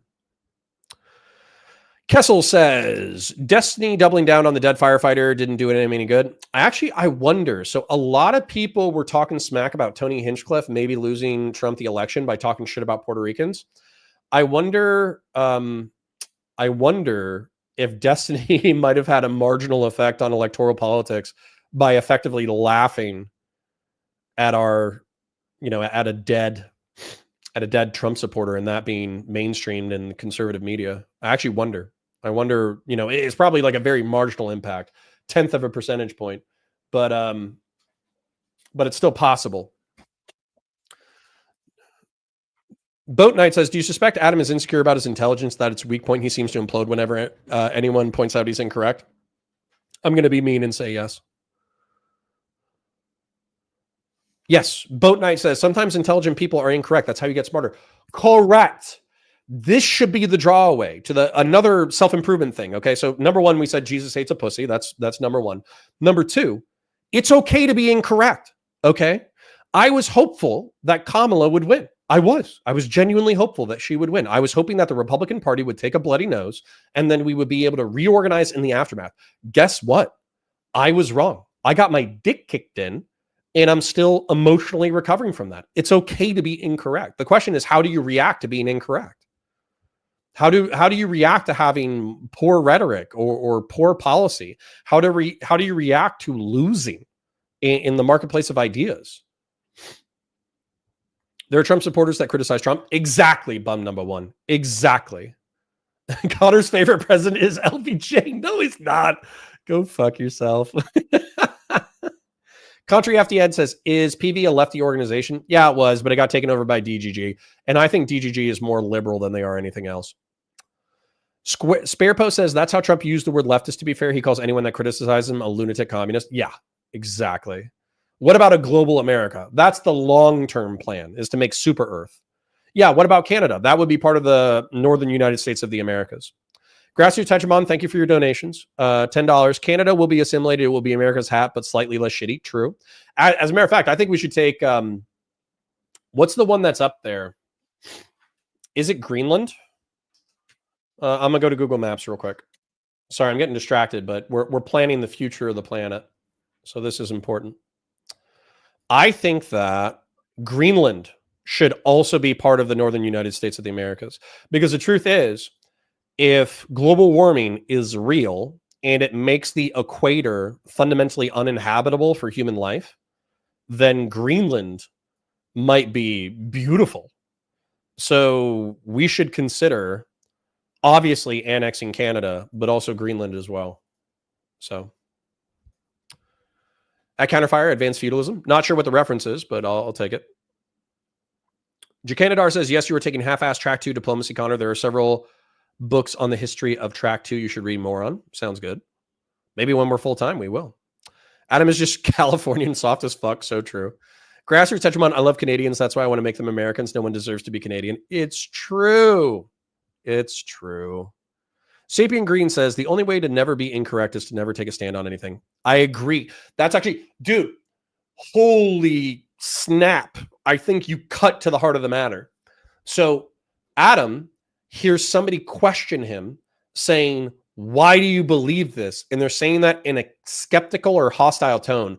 And I think he is genuinely afraid to be shown to be stupid in front of an audience. And so he won't own what he says. But you have to understand that intelligent people disagree about things all the time. So I consider myself intelligent. I think Destiny, despite his flaws, is an intelligent person. We wildly disagree on fundamental things. Basically, the way that he lives his life, I think that the only way that you could justify his prior lifestyle is if you're a nihilist hedonist, meaning that you do not believe that there is like a higher power or a higher order to things. And you're a hedonist, meaning that you want to live your life by maximizing pleasure and minimizing pain. That's the way that he lives his life. Now, the irony, of course, is that by maximizing pleasure, sometimes he causes himself pain. I do not believe in that. I think that there is I think Stoicism can go too far, but I think the Stoics are fundamentally correct about a healthy chunk of things in life. I believe in conservative values like, temperance, discipline, intelligent work. So those are the things that, like, we fundamentally agree or disagree, but I still think he's intelligent, meaning that he has a computer that works quickly up in his brain.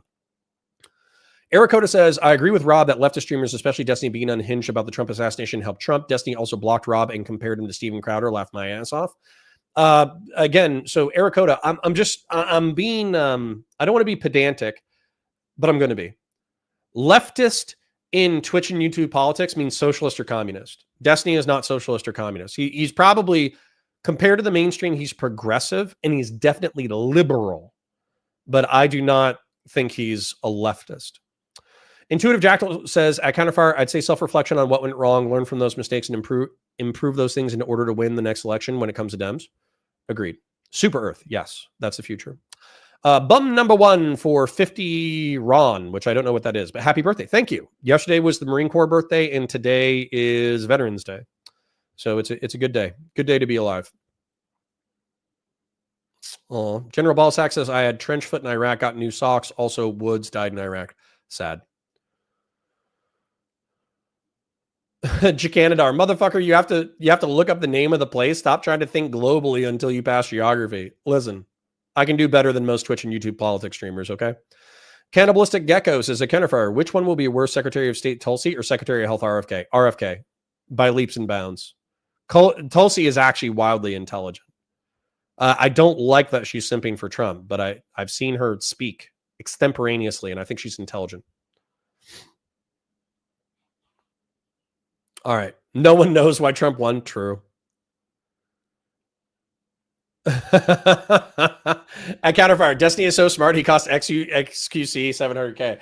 Well, I would say that's XQC's fault. Lol. Pooey wins. Oh my fucking God. Connor is such a gay little baby. Well, elaborate on that or I'm going to ban you.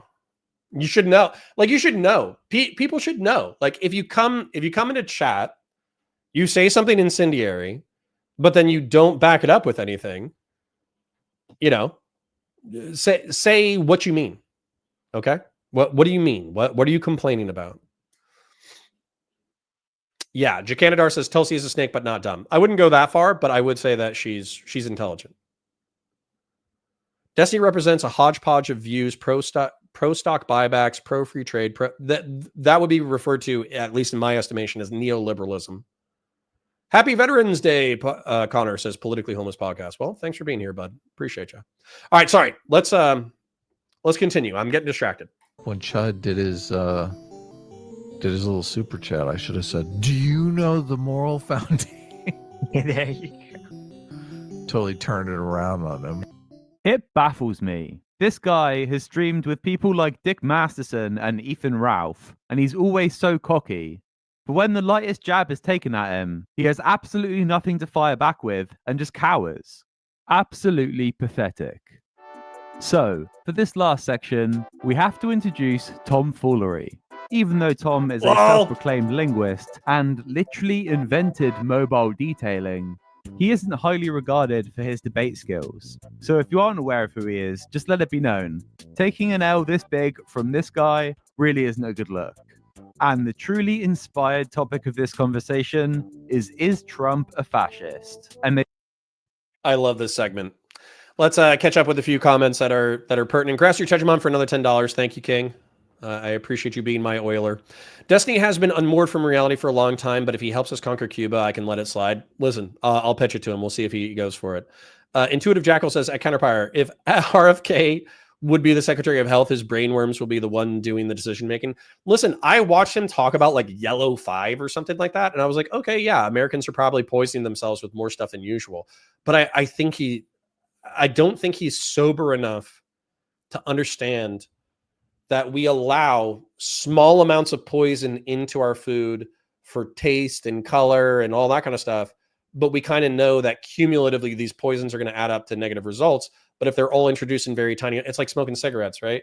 You smoke a cigarette once when you're 16, you're probably not going to die. You smoke a pack of cigarettes your entire life, you're obviously going to get cancer.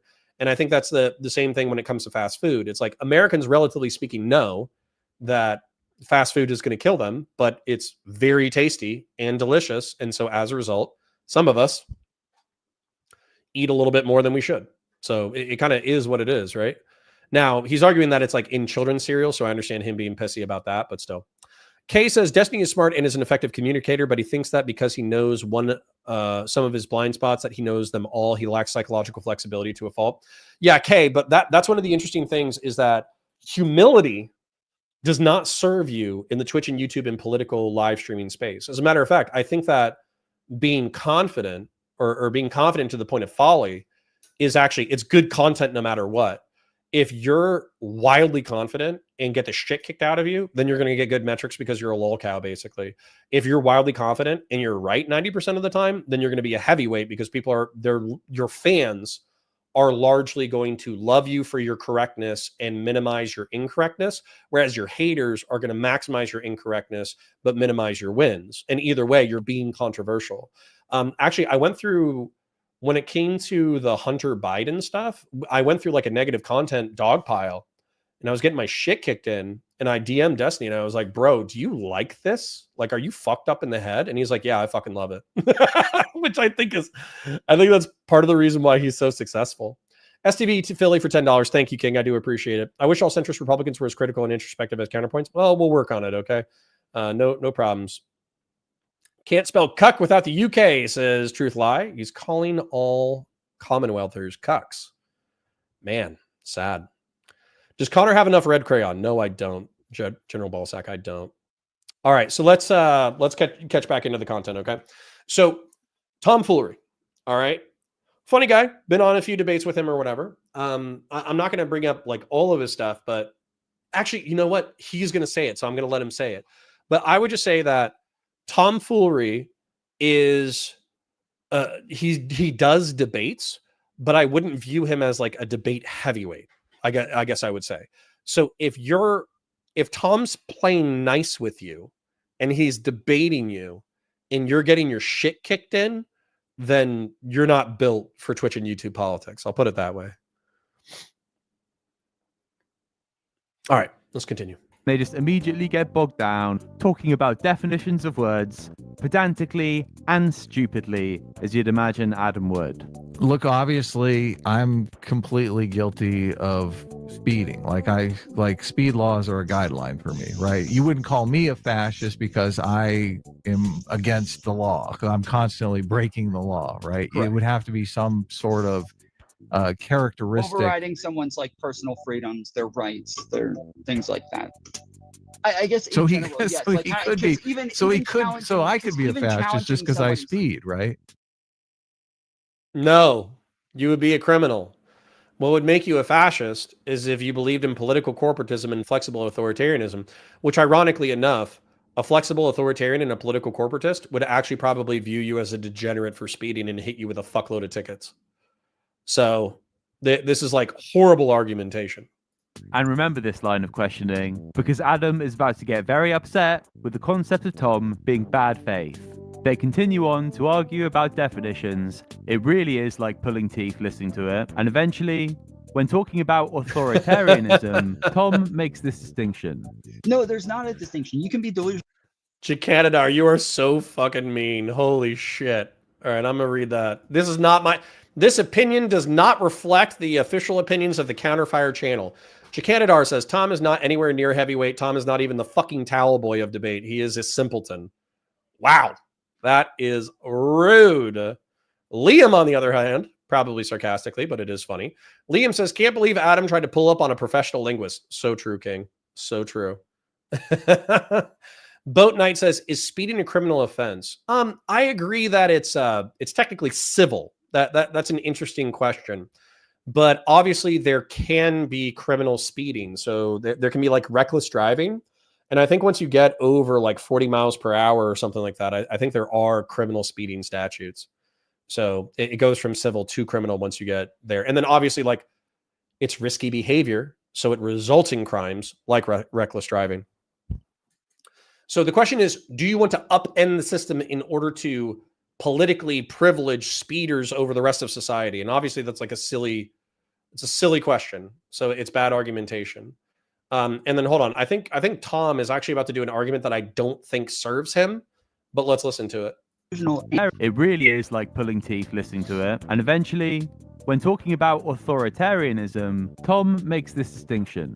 No, there's not a distinction. You can be delusional and an authoritarian. There's not a distinction. You can be both. Most authoritarians are delusional. And this is something with Adam in all of his wisdom disagrees with.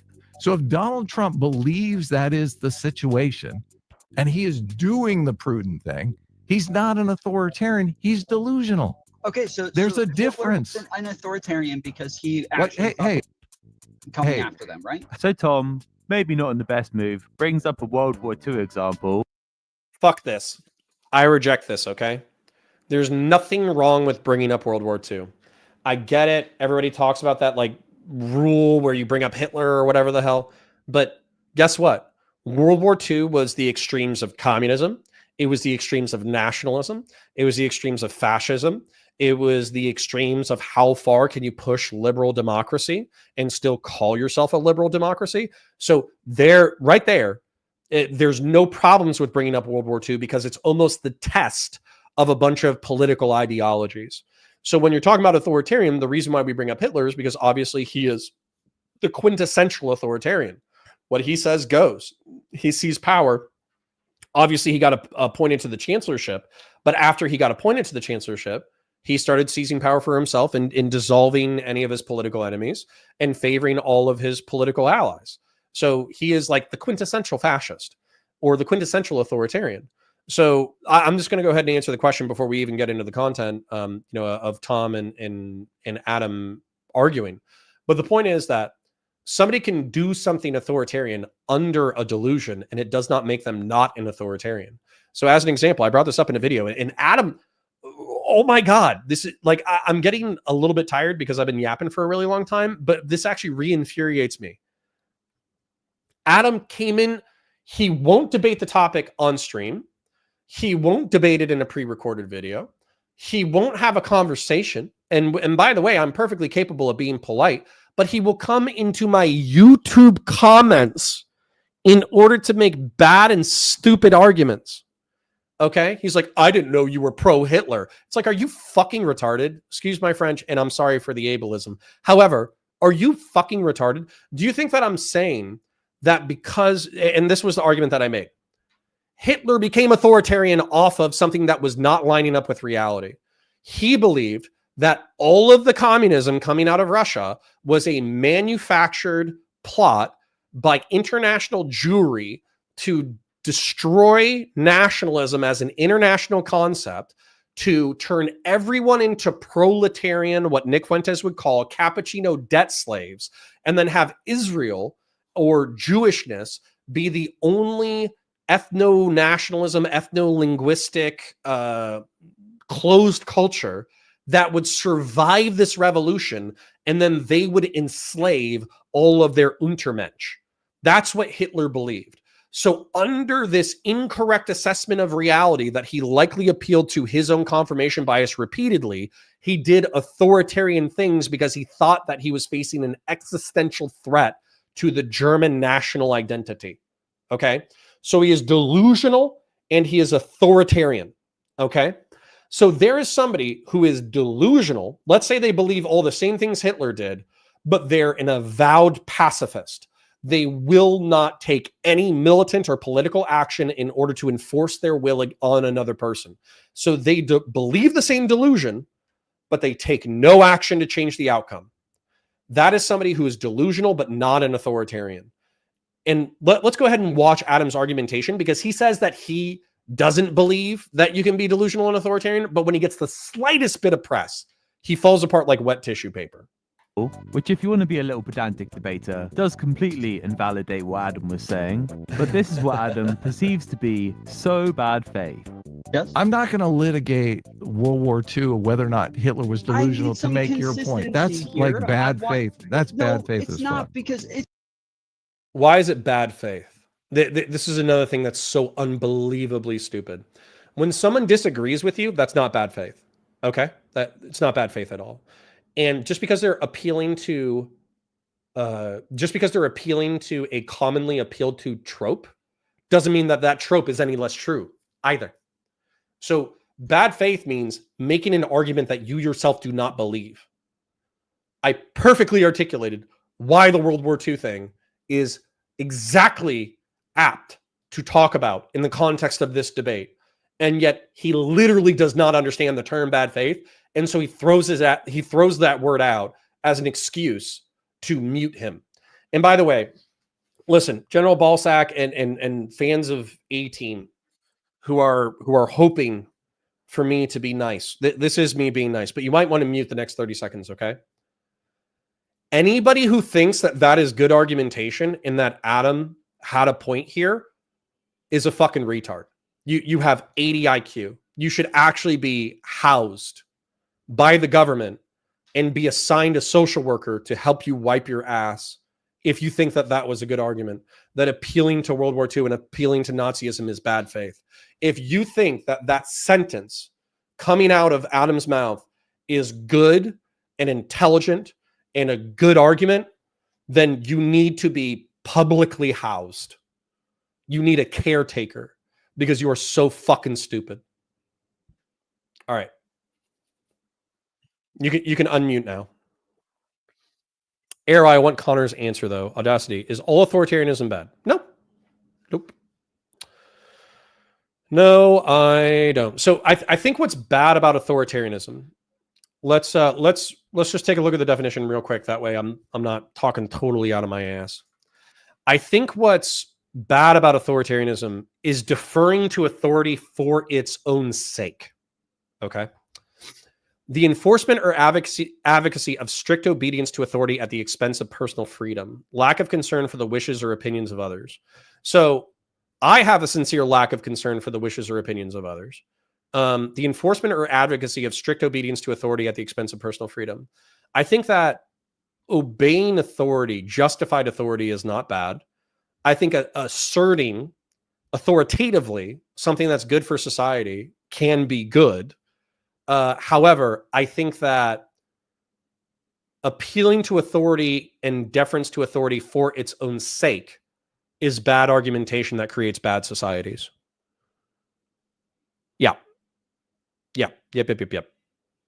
People seem to be saying that in chat before I even said it. Liam says Adam's fans don't know how to use the mute button. Don't be ableist. Bad faith is the online debate ripcord. So true. If you're in trouble, just say bad faith. What justifies authority? Well, I'm going to tell you a parable real quick. There's a man, okay? A man with a sword. This is in the feudal times. There's a king, there's a priest, and there's a merchantman. And the king says to the man with the sword, kill the other two, and I will give you all the titles and lands that you've ever wanted. I will make you one of the most wildly powerful people in modern politics. The priest says, kill the other two, and I will make sure that God takes you into heaven and that all of your previous sins are forgiven. And then the merchantman says, kill the other two, and I will make you wealthy beyond your wildest dreams. And you will never want for you and your family for generations and eons will lack for nothing. You will be the richest people on the planet. Who does the man with the sword kill and why? With whom does power reside?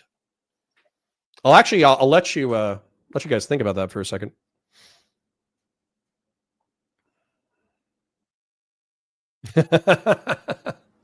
Kraser's hegemon being mean. No love for Adam's caretaker. They need their assistants wiped too. True. What justifies authority? So I'm kind of I'm answering that to my question is directed kind of at zero fucks. The merchant sounds bad at business. Well, I mean, if he has that money. Bum number one says himself. But the answer. So we're getting a few answers in chat, but I'm gonna go ahead and tell you guys. Power resides where people believe it to reside. Okay, so there are different men who will make different choices. Some men with the sword, they'll kill all three. They'll say, "I'm the one with the power. I have the sword." Some men will obey the king because they have a material, secular, political interest. Some men will obey the priest because they have a eternal, religious, spiritual interest. Some people will obey the merchantmen because they are more interested in riches than they are in political power or in religion. And so power is where you believe it to reside. And so the reason why I like a republic is because if we all believe that there is a game that we are all playing and there are rules that we have established that we believe to be good rules in order to govern a peaceful and free society, then we can go along to get along and we will be fine. However, if a large portion of the population believes in a theocratic, authoritarian, ethnocentric, murderous ideology, then republicanism doesn't matter, does it? Your republicanism at the end of the day is a piece of paper. It is rules that most men subscribe to because they believe that power resides within that piece of paper. That's actually why Donald Trump usurping the Republican process is so fundamentally destructive to the republic, is because he was the world's most powerful man. He will be the world's most powerful man again. And he said, I don't care about the rules of the game. I will not be playing by the rules of the game. That's why it was so insidious. And so the fact that Adam can't see that as an alleged liberal is fucking insane. Excuse my French. Grassy Chachamon says, zero respect for the thousands of people required to facilitate being a dingus into a full-time job. Sitch changes his diaper a dozen times a day. Dang, bro.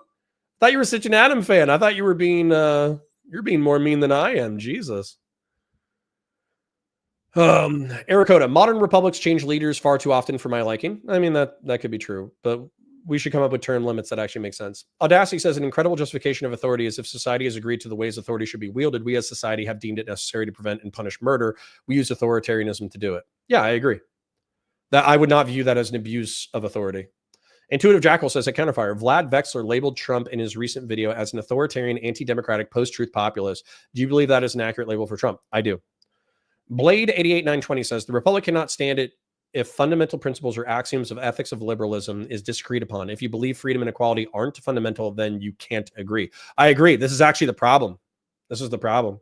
Bum number one is celebrating the death of our republic by saying 4 years, baby, 4 more years.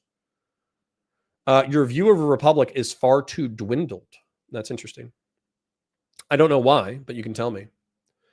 Biz D says, our system nursed the clergy and the politicians, but not the merchants. That's actually 100% accurate. Biz D, wildly, yes, that is an insightful draw out from what I just said. 100%.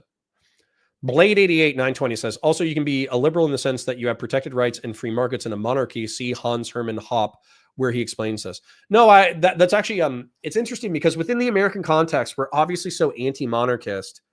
We wouldn't think of liberals as existing within. It would almost be contradictory to a monarchy. But you're right that there's a lot of there's constitutional monarchies that hold monarchism and liberalism not as contradictory, but as tensions in a similar society. So that is something that I think I need to adopt into my mental context. Kingslayer Damocles for $5 says, "What's your opinion on people who answer it's nuanced so they can avoid answering questions?" I hate them. I hate them with my gut. Every fiber of my being hates those kinds of people. The leader's changing is a feature, not a bug. True. It all goes down to the metaphysics and epistemology and meta ethics. Well, Arakota, you say that, but apparently vibes overrules everything. So yeah. Blade 88920 says, religious Christians of epistemology says revelation is fundamental, so the church's maxims overrule the Constitution. True. We are contending with Christian theocracy in our country right now. It's the old idea of a benevolent dictator is the best system, but right. So the problem with that is a lot of people lionize Tito of Yugoslavia. But what happens is as soon as you lose your benevolent dictator, your entire system cannibalizes itself because he was what was propping everything up. Acid Lib says, just finished catching up on 2 times. Just want to say you have this gays regards permission to call people gay retards. And I appreciate the early stream since I'm in Ukraine right now and everyone streams late. Acid Lib, my sincere pleasure. Thanks for being here. Acid Lib says, also in reference to tempering MAGA thing, I'm a former 20-something lefty turned 30-ish moderate lib in an early primary state, and I plan on registering Republican to do the same. Based. Blade 88. No, sorry, I got to get back to the content because this was 15 minutes long and I took 90 minutes to cover it. So, but hey, that's what Sitch and Adam does, and that's what EFAP does. So maybe that's the way to do content. Blade 88920 says, maybe democracy doesn't work anymore. Remember, democracy only has been around for like 2 centuries around the world prominently. I'm not an advocate for direct democracy. I think direct democracy is actually pretty cringe. Yeah. A tree that doesn't bend breaks. True. It certainly feels like democracy is failing. If uninformed people can vote bad policies, politicians, there's no negative feedback. Dude, sorry. I know I need to get back into the content, but this is actually pisses me off so bad. I'm not a Democrat because I don't trust the demos. I think they're a mob who can be appealed to by predator moron dickheads who can play to their worst impulses in order to seize power. And populism is effectively that. And Donald Trump seized power through populism.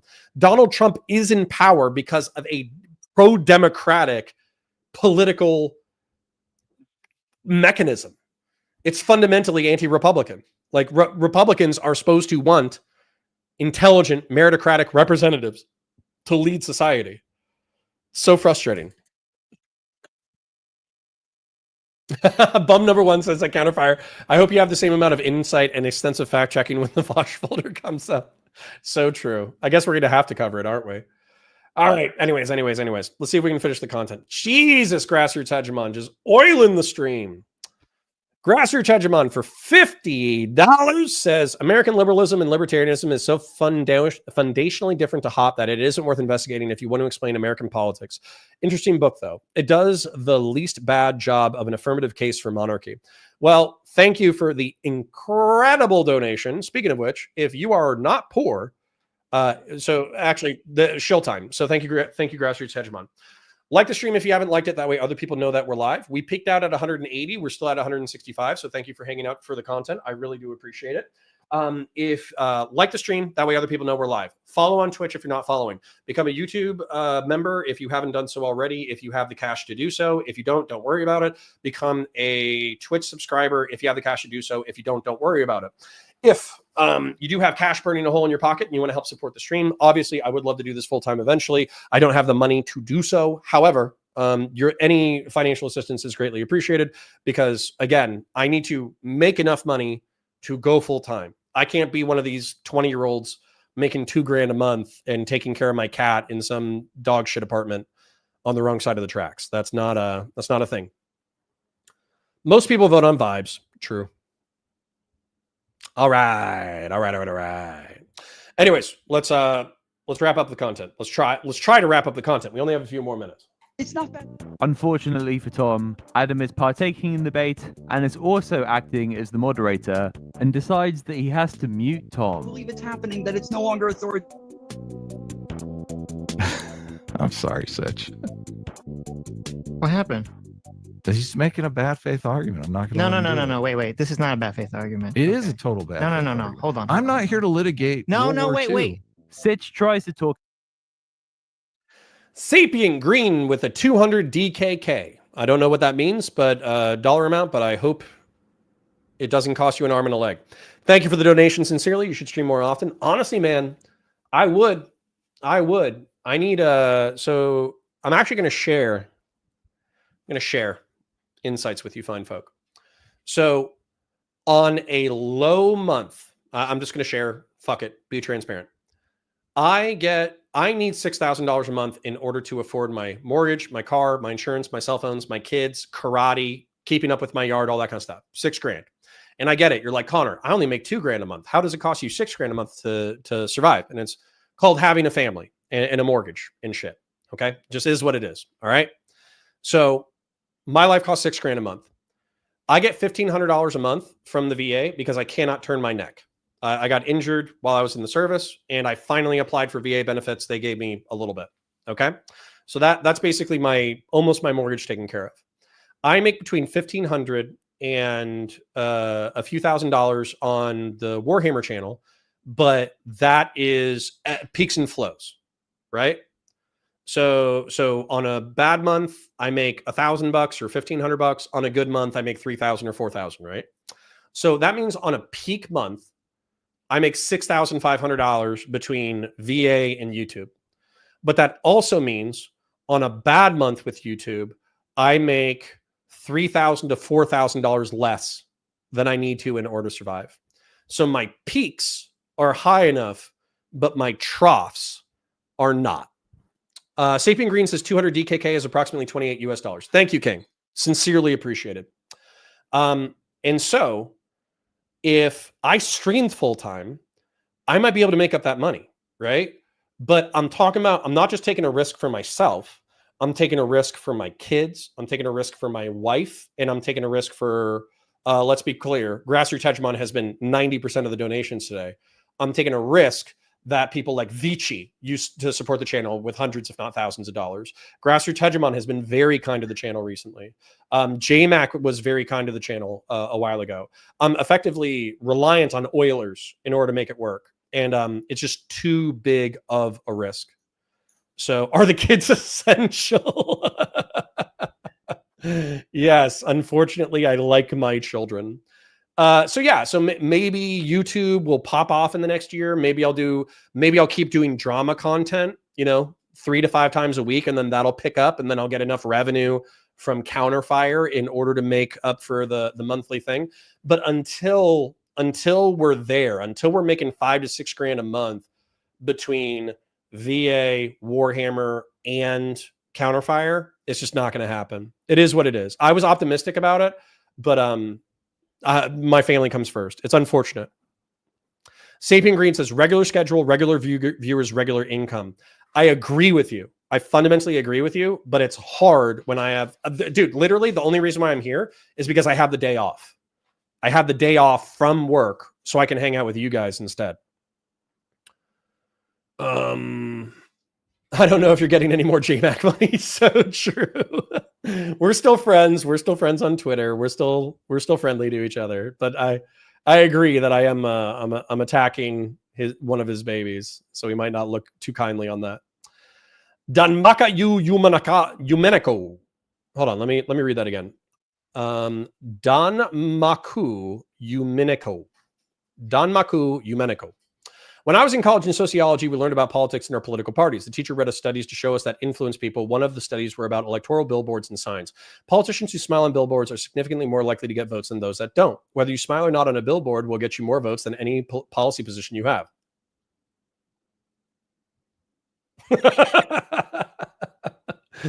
I'm going to start smiling more.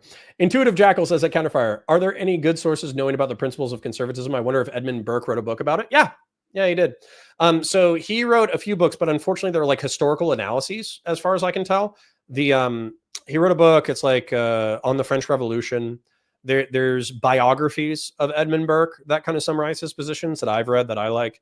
But you know, when it comes to Burke, so here's the thing. I've described myself repeatedly. God damn it, we need to get through the content. I'm sorry, but chat is actually very lively and very supportive, so I appreciate you guys.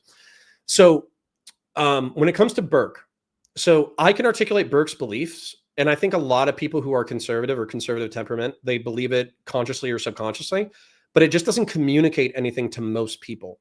And so I found that describing myself as a Burkean conservative is not particularly effective. The truth is that there's also several other camps. There's social conservative, fiscal conservative, and neoconservative. And those all hold more sway in the American consciousness than Burkean conservatism does. And so as a result, I'm kind of wondering, it's like, do I need to relabel? Do I need to talk about ideology more? Do we need to find more people who are like us? Do we need to find people like the Never Trump conservatives and kind of get in with them to see if we can help each other grow? I don't know. I don't know what the next step is. Universal basic children. Every American gets 15 kids. So true, grassroots. Audacity for $5 says, I donate more money, but I've been blowing my stacks on donos to get Wick to take his shirt off on stream. So true. Yeah. Well, listen. All of the support is greatly appreciated. It really is. The drama was just an excuse to talk about politics. It's true. That's what I'm trying to do. Kay says, got to try and put those extra dollars aside on a good month, get some runway. I think you can easily grow an audience if you go all in. Thank you, Kay. I appreciate your optimism. Don't read it again. You said it once and my furniture started levitating. Boat Knight says, am I still working with Brianna Wu? Yes. We'll get back into the show. Obviously, her and I both got very busy towards the end of the election season, trying to help out. Like, she was fundraising for the DNC and she was shaking hands, kissing babies, talking to people, trying to get as much money for the political operations as possible. So she was busy with that, and I was busy helping out with the PV closeout. So just sharing this, I DM'd Chud Logic earlier today.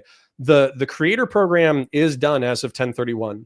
So I think that retrospectively, Destiny carried the vast majority of the canvassing and the phone banking operations. Vosh was probably a distant second. Then I think kissing hands and shaking babies. Anyways, and then sorry, I know we need to get into the content. Shit, but you guys are just being funny and you're distracting the shit out of me. So Destiny carried it. PV did have good numbers for canvassing operations and for phone banking and for volunteers. I think that the criticisms of the creator program and whether or not it was efficient from a money spending standpoint are real. I think that they will reformulate how they do that in the future, but they are probably minimizing operations until the midterms. So, yeah. Red 473 does watching someone mute their opponent bring you any nostalgia? It does. Hearshot says I should join the Lincoln Project. I'll try.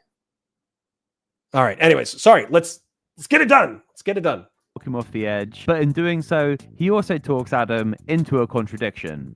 Yeah, but so again, as I asked you, under your definition, you are saying that someone cannot be delusional and authoritarian. Someone can be delusional and authoritarian, obviously. Okay, obviously. So give me an example. So what does that look like? Saddam Hussein mistakenly executes 50 of the wrong people because he thinks they're conspiring against him because he's delusional. And let's just watch this one play out. Let's see how Adam decides to deal with this. Why is that authoritarian? Because he is the law. He can do whatever he wants. No, but so like what part of that? So the authoritarian part is the executing the people without trial? Is that the authoritarian part? Okay. I'm pausing before I know what happens next happens.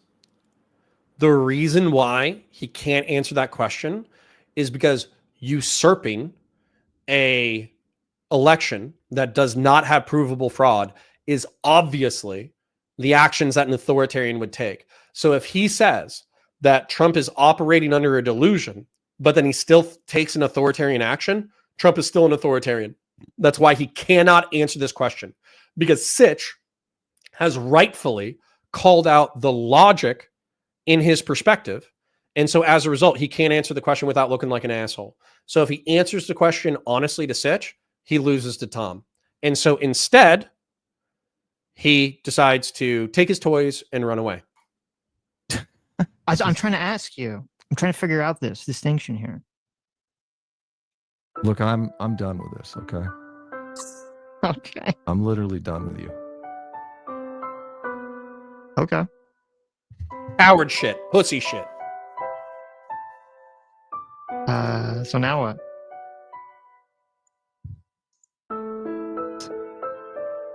And then for the rest of the show, it's just the Sitch show from then on. And obviously, after seeing this happen, us peasants did start to worry. Is Sitch and Adam's strictly platonic relationship coming to an end? Well, don't worry. It was just a small hissy fit. And Adam is going to continue to be online to enlighten us all with his great intellect. Oh, wait, no, it's Friday. I can't say hey now. I really hope you enjoyed the video. Please like and subscribe. I did like the video. For those of you, I normally can't watch content that involves myself. Liquid Sonic is up to 1,000 views. This got 2.3K views, which means that he doubled his viewership compared to his subscribers, which is excellent. That's a great viewership.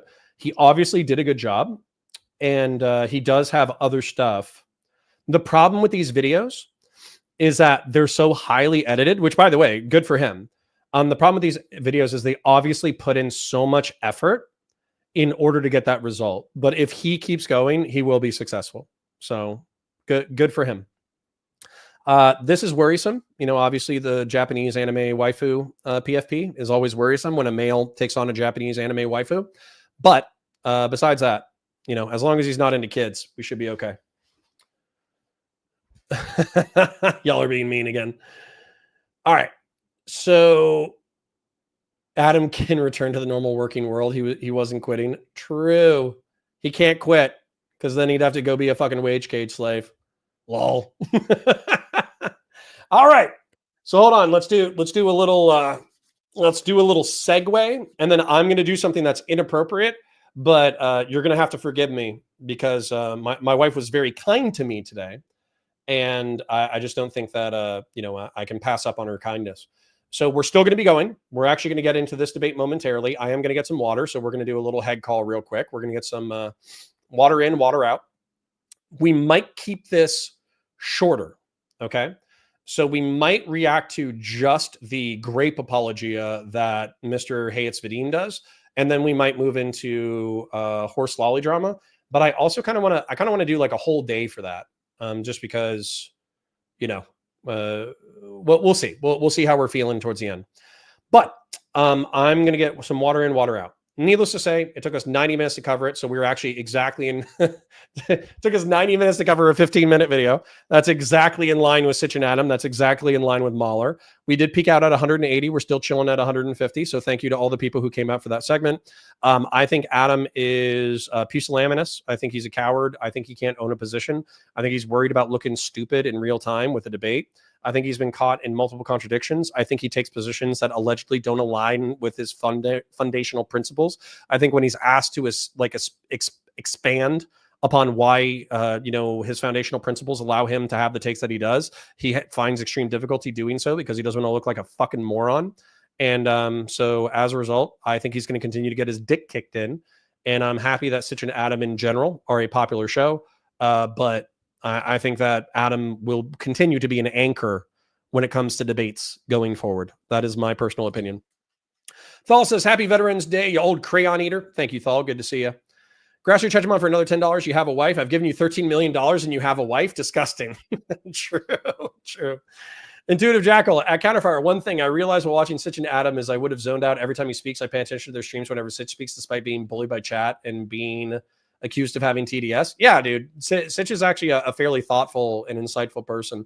Even if Sitch and I fall out, if he's like, Connor, I think you're a snake and a piece of shit and I fucking hate you and I never want to talk to you again, I would still be like, well, you make good content. So I would still praise Sitch even if he does not like me personally. Intuitive Jackal, yeah. Tank Gun didn't work out very well. I found out Adam's defense during the debate highly pathetic. Yeah, that was bad. That was not a good show. So what I'm going to do is I'm going to start this content. I'm going to get water in, water out.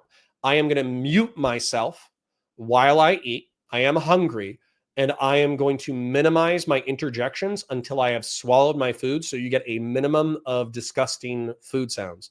I know it's unprofessional. I know it's disgusting, but my wife did make me a sandwich on this happy Veterans Day, and I want to consume the gift that she has given me. So enjoy your autism. Oh, actually, we need to do backstory real quick. Okay. On the left is a gentleman named Creationist Cat. Okay. He rebranded his channel to Hey, It's Vadim. And the acronym, of course, is HIV, which isn't great, but he did do it. And he has surprisingly 99,000 subs. I could have sworn to God he was at like 200,000 or 300,000. But he used to get decent numbers back in the day. 20K, 20K, 50K, 50K. I thought he peaked out around 100,000 views. Yeah, like here's a 200K. Here's a 70. I don't know if he got rid of his bigger old stuff, but deleting videos on a channel is typically, it's going to hurt your growth. It's going to hurt you algorithmically. But 70. Anyways, but he's basically like a lefty streamer, and he's giga progressive. And we actually had a few positive conversations back in the day. And that guy thinks I look like Russell Crowe, based. But overall, he kind of had a falling out where he got upset that Demon Mama lost on the Hippy Dippy Roundtable Championship. And he kind of had, I'm just going to be honest, a little bit of a meltdown. He got very emotional, very upset. And a lot of people made fun of him for it. He does have a sleep disorder that kind of makes him a little brain foggy. And then this is President Sunday. And President Sunday is fucking hilarious. We disagree on so much politically, but he is such a rude, autistic bastard that when he shits on somebody, it's just damn funny. And so as a result, I still watch this content. So I strongly recommend this. They are going to be talking about Israel-Palestine. They are going to be talking about the Twitch, Hassan, Piker, Denham's, Frogan scenario. And so I'm going to update my title for that. President Sunday versus Niels on Hates Vadim for Twitch anti-Semitism. As a matter of fact, I'm going to put that in the beginning of the title. I think that'll... Twitch anti-Semitism. President Sunday, Niels on Hates Vadim. That's good enough for me.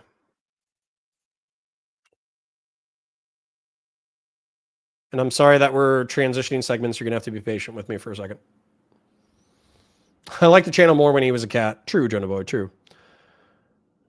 Is he going to talk about Applebee's? I hope not. A wife sandwich? Man, I need a wife. Look, it's not terrible. Thanks for not eating the mic. You're welcome. All right. President Sunday is like a powerless supervillain. It's true. He talks like one too. All right, ladies and gentlemen. We lost a few people who wanted just the Adam Friended drama. Also, it's lunchtime. Also, I'm sure everyone's busy. I'm going to start this up and go get my water. I'll be right back. To them to decide if their panel's offensive or not. Are we children here? You know, kind of controversial elements to what they were doing in a tongue-in-cheek way. Yes, man, absolutely. I don't. But what? Stop what? Stop while you're ahead. Okay? Just stop. Stop while you're ahead. What? Why? What? It doesn't matter. Just stop while you're ahead. Okay? Okay. Dude, it actually does matter. Like you are.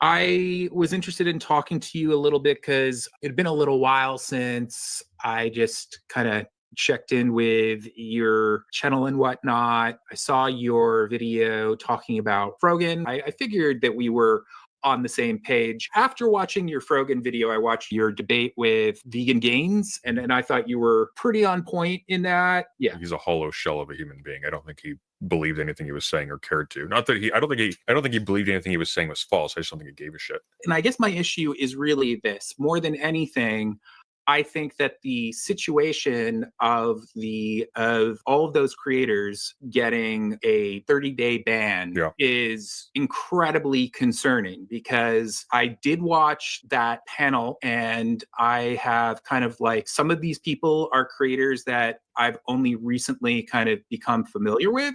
But, you know, I feel like that situation is incredibly worrying, because I think that it was undoubtedly motivated by both Islamophobia. I don't think that anything in that panel was worthy of anyone getting banned. I think that, I mean, I can kind of give you lots of reasons for that.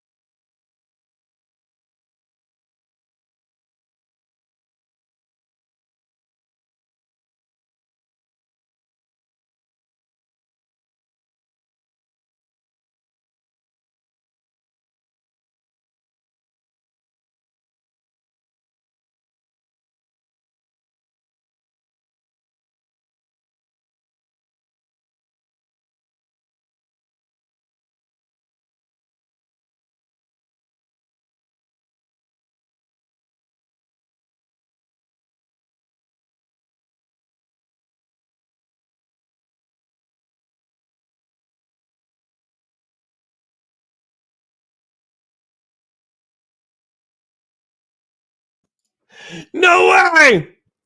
No way! Listen, I was trying to save you guys the mouse sounds.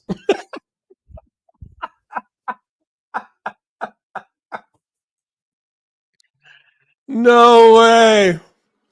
What an idiot! What a moron!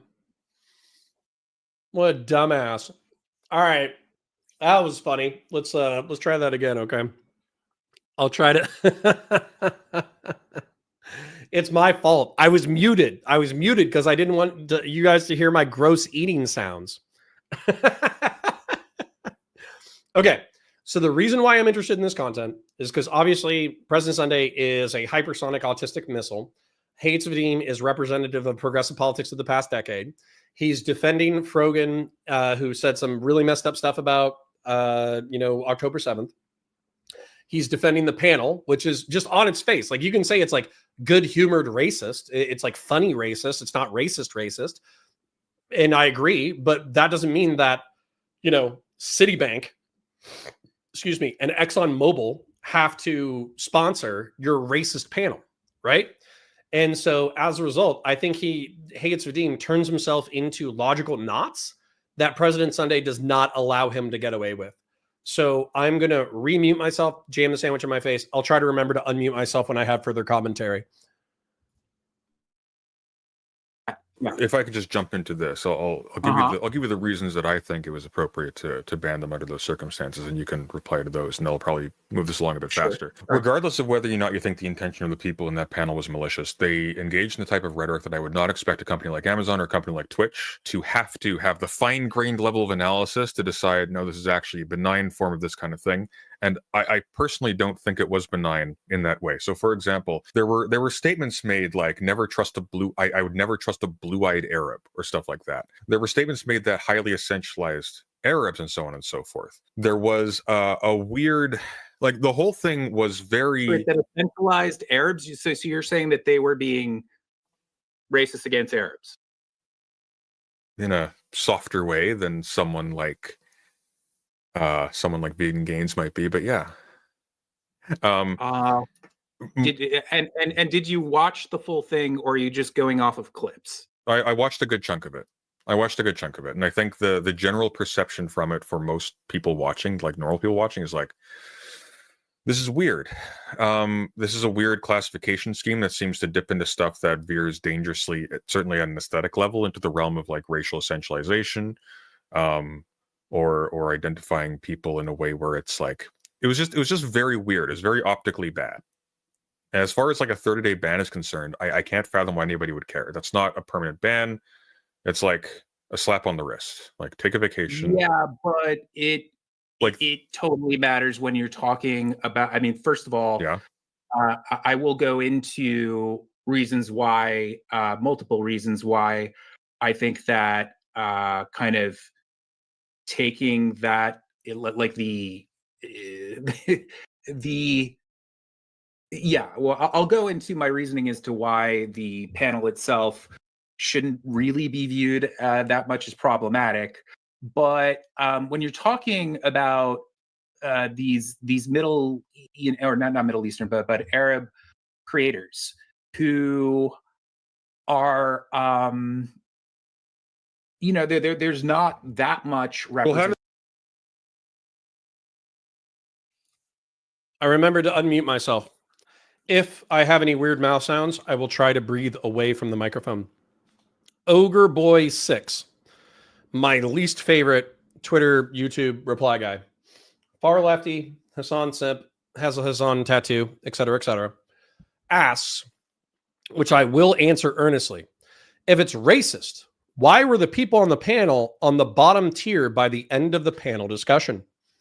See, I think you're kind of like, racism is a spectrum.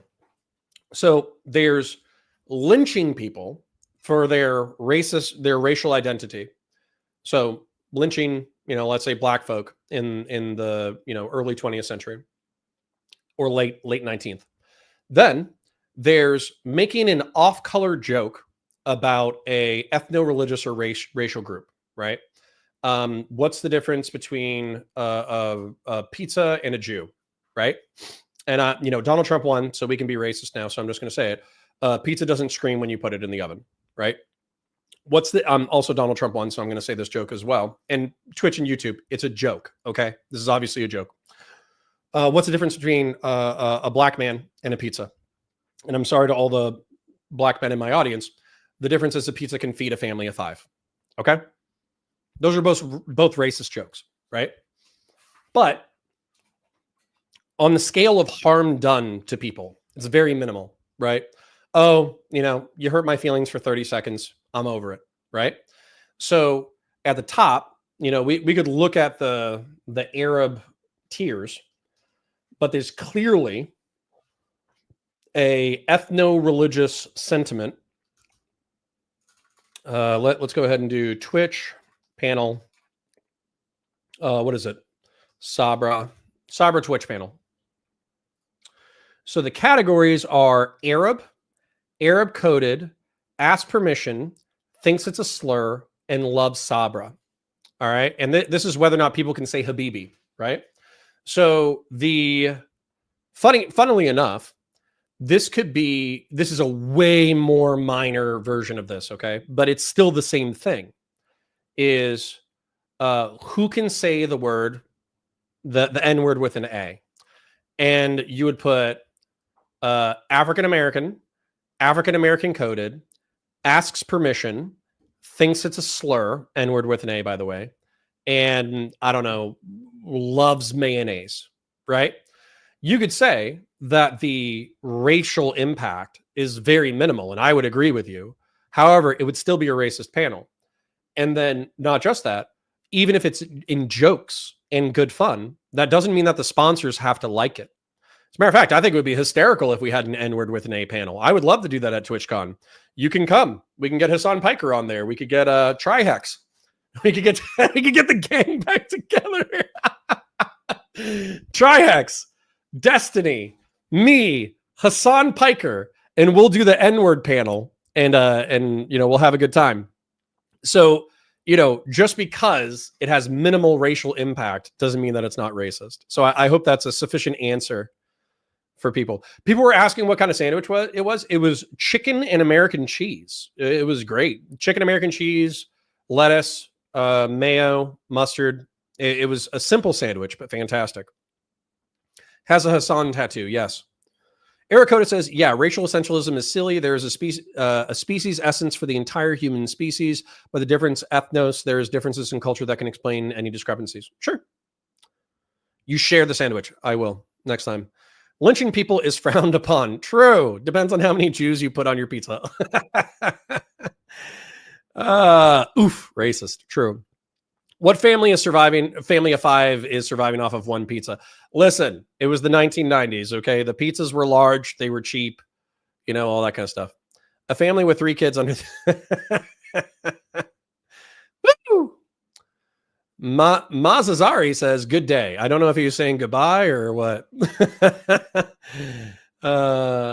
Christian Blair says, damn, what the F is this streaming schedule? I'm on my lunch break. True. Yeah, well, I had the day off because of Veterans Day, so I decided to take advantage. Ogre Boy says, at Counterfire, the food type is something Arabs eat with damn near every meal, and I ask why they're putting themselves on the bottom tier. Well, Ogre Boy, this is because you could have Googled it.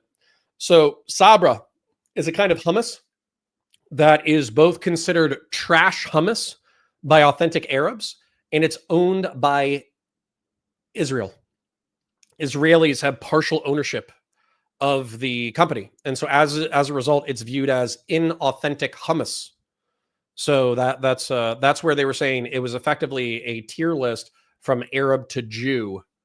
So I'm answering your question earnestly. Excuse me. Biz D, you're missing the point. The panel was bad because Frogan is actually anti-Semitic. Well, I mean, I don't care.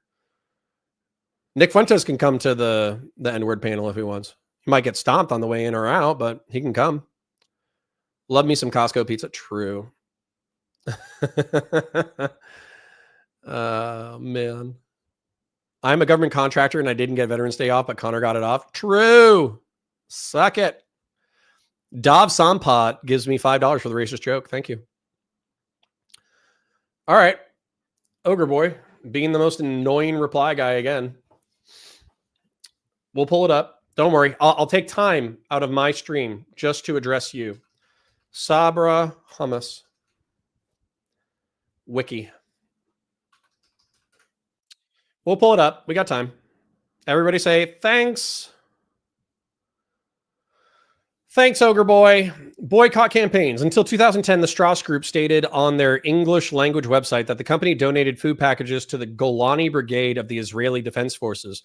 Activists in the BDS movement called for boycotts of Sabra products over the donations. Student groups at DePaul University, Princeton University, and the University of Ottawa campaigned unsuccessful to have their schools switch to alternate brands. In 2019, the Dickinson College Student Senate passed a resolution endorsing a ban on Sabra hummus. Who owns it? Sabra launched its first U.S. national advertising campaign with the strawberry. Hold on. Don't worry, I'll find it.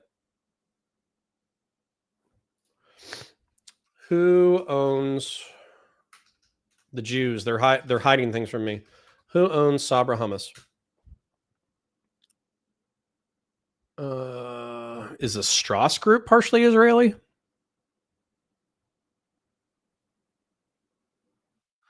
Zohar Norman and Yehuda Pearl. For those of you who don't know, Yehuda, I'm pretty sure translates into literally Jew, which isn't bad. We love. The company was bought in 2005 by Israeli food manufacturer Strauss. All right, Ogre Boy, do you have any other questions? Literally 30 seconds of Googling. I know like reading comprehension and verbal comprehension isn't one of your strong suits, but you have another question? Sabra Dipping Company is a U.S.-based company which produces Middle Eastern style. Okay.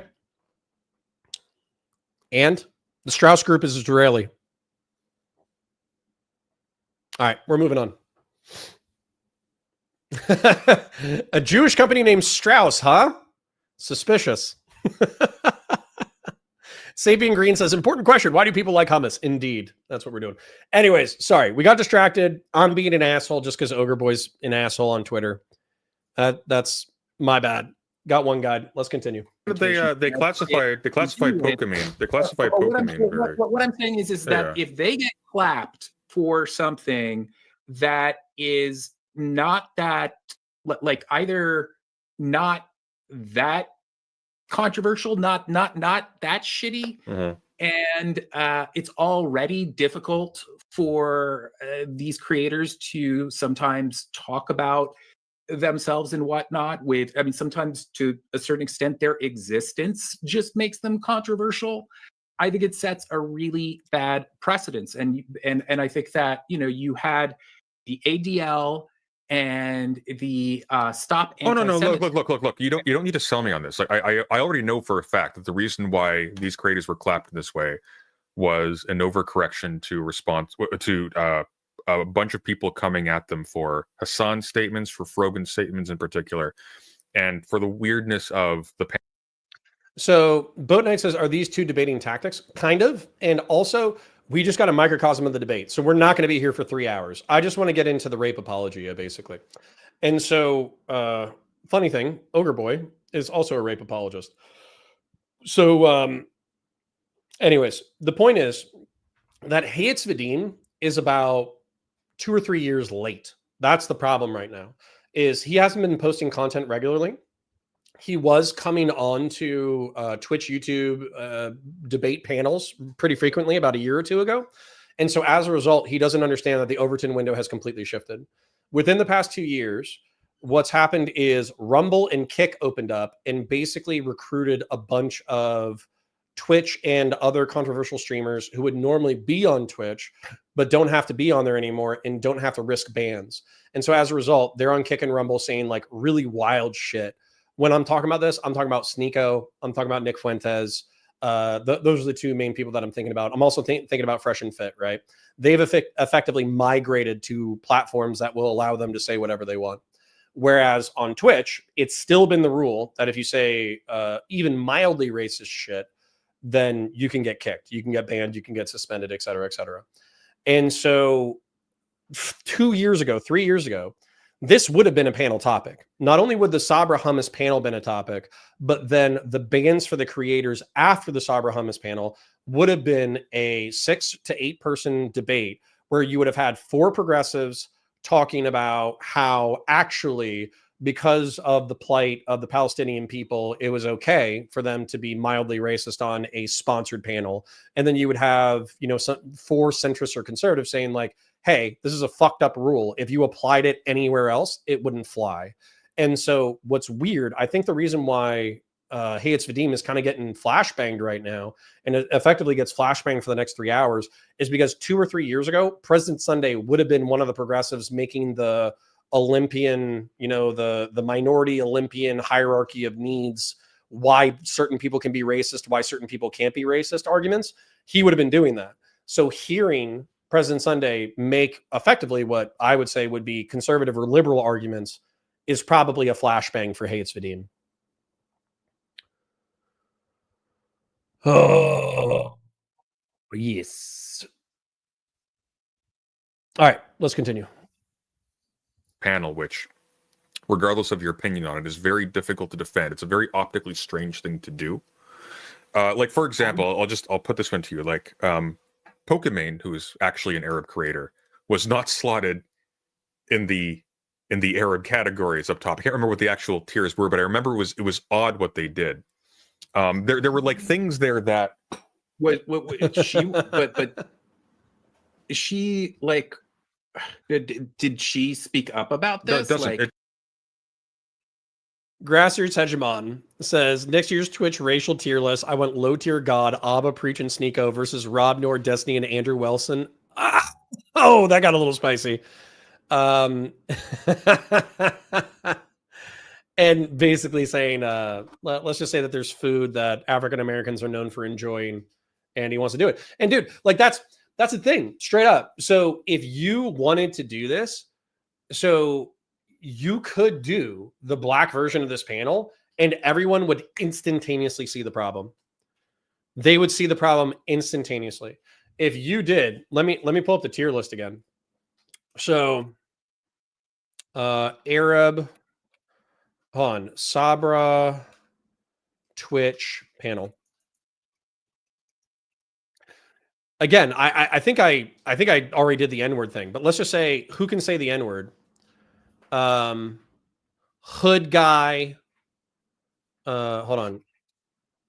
hood guy, black coated, asks permission, thinks it's a slur, loves, you know, let's just say a food that African Americans are known to enjoy, right?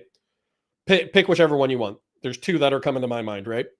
So if you did this with the N-word, 1, fire content. 2, I think people would be rightfully upset. And 3, if you had 5 black people on the thing and they were making jokes the entire time, obviously, who cares? It'd be funny, right? Like if you post it to YouTube, I wouldn't even care as long as you weren't like specifically indicting people and you know, getting pissed. But let's say that you had black coded and you put Eminem on there, right? Like Eminem has the pass. He can say the N-word. He's one of the greatest rappers of all time, right? Then I think rightfully some black folk would be upset that you basically gave Eminem the pass, right? Then let's say that there was Loves, like a food group or whatever that is typically associated with negative African American stereotypes, right? And then or Loves mayonnaise, I think is actually more appropriate, right? Because you're basically saying that they're not real Arabs. So you're saying that these people aren't real black folk. So if you put in, let's say the guy from Fresh Prince of Bel-Air or Will Smith or Kevin Hart, and you put them in the Loves mayonnaise category, people would obviously instantaneously understand that to be racist. Now, is it funny? Sure, it's funny. Could it be lighthearted? Sure, it could be lighthearted. Shit, I would think that would be fucking hilarious content. But at the same time, if people objected to it as racist, you wouldn't go out of your way to defend it. You would just be like, yeah, it's kind of racist. I understand that sponsors got upset. That would be it. That would be the entire conversation. But instead, this is a 3-hour debate. I just want to get the, excuse me. I just want to get into the grape apologia because I think it's insane. Grassroots Touchamon for $10 says, if a company is virulently anti-Semitic, it's way more annoying to hear them lie about it than it is to catch a stray K word. Also, your pager is beeping. I mean, listen, if people own their stuff, I'm way less offended. I'll tell you that. Carthago Delenda S says a counterfire. The claim is that Jews like Sabra and Jews aren't from the Middle East. Most Israelis are from the Middle East, and like Sabra is subtext for you don't belong here. I agree. Now, the thing about it is they hit allies with this in a joking way. That's kind of what Hey It's Vadim is appealing to. They put Mike from PA in the Love Sabra category. They put Pokimane into the Love Sabra category. So Mike from PA is a white dude. He probably does love Sabra. And let's face it, you know, hummus is like a mid snack anyways, but it's okay. And then what was it? And then Pokimane, I'm assuming is some what's Pokimane's ethnicity? Let's take a look. What's Pokimane's ethnicity?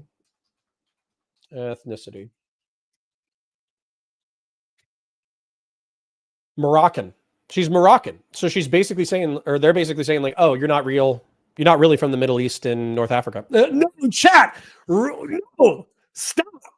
I'm going to call you out.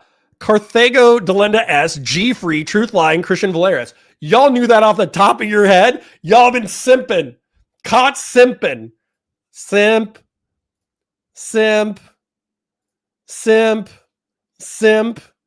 You know Pokimane's backstory? Ooh, caught simping in chat. No e-girls. No e-girls.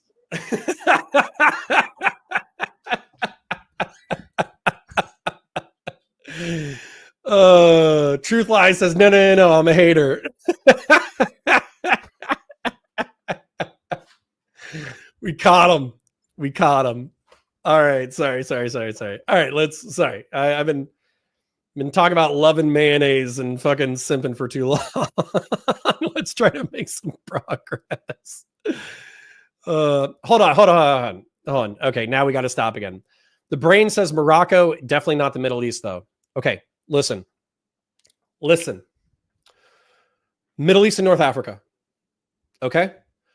There is a belt of Muslims across the world.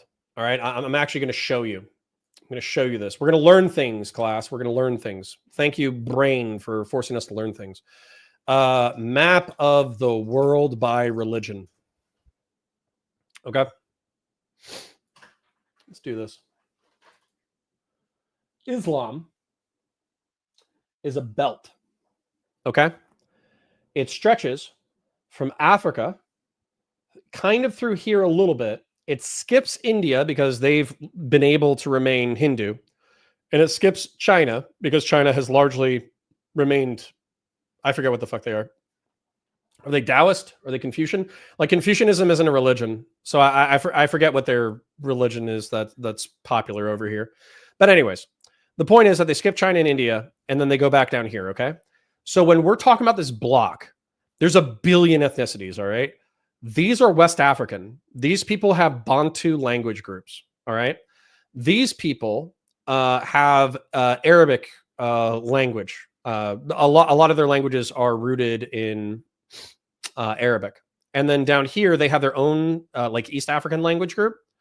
But the point is that these people have a shitload of cultural interchange. So there's like Bedouins who are in Arabia. There are Tuaregs who are in North Africa. There's obviously Moroccans, there's Egyptians, all that kind of stuff. There's Persians, there's Turks, there's Turco-Mongols, there's Turkmen, Azerbaijani, Armenians, all that kind of stuff. There's a shitload of ethno-religious language groups in this belt. But what's happened is because this has largely been conflated with jihadist terrorism and Islam within the past decade, that a lot of people, including, I think, hey, it's Vadim, effectively refer to anyone in North Africa, Arabia, and even some folks in Anatolia. They refer to them as Arab. They just do. I'm not saying they're the same. They're obviously different, right? But I'm just saying that people use Arab as shorthand for this entire area. So I'm not saying it's correct. I'm saying it's what people do. Y'all are having fun.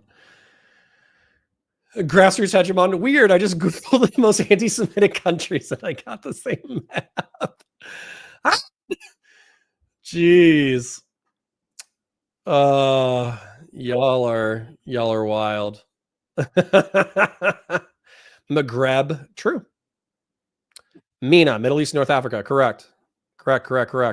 People are saying racist, but 70% accurate things.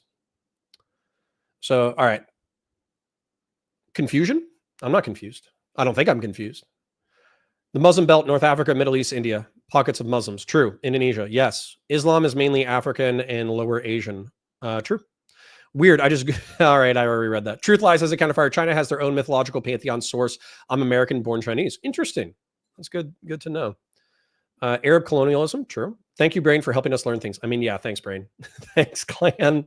Chinese are Buddhist, Christian, and Muslim, you jackass. Buddhist, Christian, and Muslim, you jackass. You retard. See, Ogre Boy, you have the most Dunning-Kruger out of anyone I've ever met on the internet. Chinese religion. China's official state religion is atheism, but the government recognizes 5 religions: Buddhism, Catholicism, Islam, Protestantism, and Taoism. Didn't I say fucking Taoism, you fucking moron? So obviously, Catholicism, Islam, and Protestantism are not indigenous religions, you fucking tool. You fucking tool bag. You fucking moron. You're so confidently wrong about everything. It's amazing. If you, like you need a caretaker. For real. Like you need to wake up and you need to like put on pants with a pocket.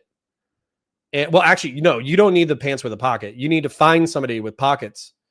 And then they need to invert their pocket. And then you need to grab onto it. And you just need to follow that person around so they can bathe you and clean you and feed you, because you're actually having problems processing very basic information. You said Taoism, not Taoism, so wrong. I'm gonna Google the fuck out of this. Is Taoism and Taoism the same thing? I hope you're fucking with me. Yes, they're the same thing. Please tell me you were fucking with me. Please tell me you were fucking with me. Oh no. All right. I hope you were messing with. Okay. Saving Green was fucking with me. Okay. All right. Back to the content. Oh, back to the content. Dude, you got me. It doesn't matter. Like these aren't things that you should be doing as like representatives of a political side. Frogan in particular, like I don't think the panel really was. I think the panel was like an optically weird thing that you could point to. That's like a single instant of like weird behavior that is convenient for people who are critical of all these creators who are involved. But like, for example, you had Frogan who was saying, I hope that veterans get PTSD.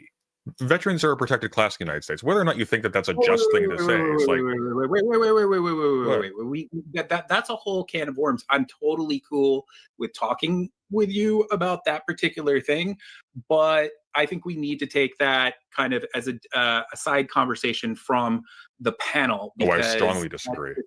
I think these are all connected. Why? Because the complaint is not just about a panel. The complaints have been by all the people who are criticizing Twitch, was of these creators creating an environment that can be perceived as anti-Semitic or as a... Buddhists and Christians are 25%, Taoists are less than 1%, Bloviate's a more dork. Hey, Ogre Boy, you fucking moron, you Dunning-Kruger fucking tool. Go find your fucking caretaker and grab onto their pocket. Way to move over to YouTube chat just so more people would see you being a fucking retard. Okay, so is Buddhism indigenous to China? Now you can say it's a neighbor. I would happily take that as a nuance of the conversation. But is Christianity indigenous to China?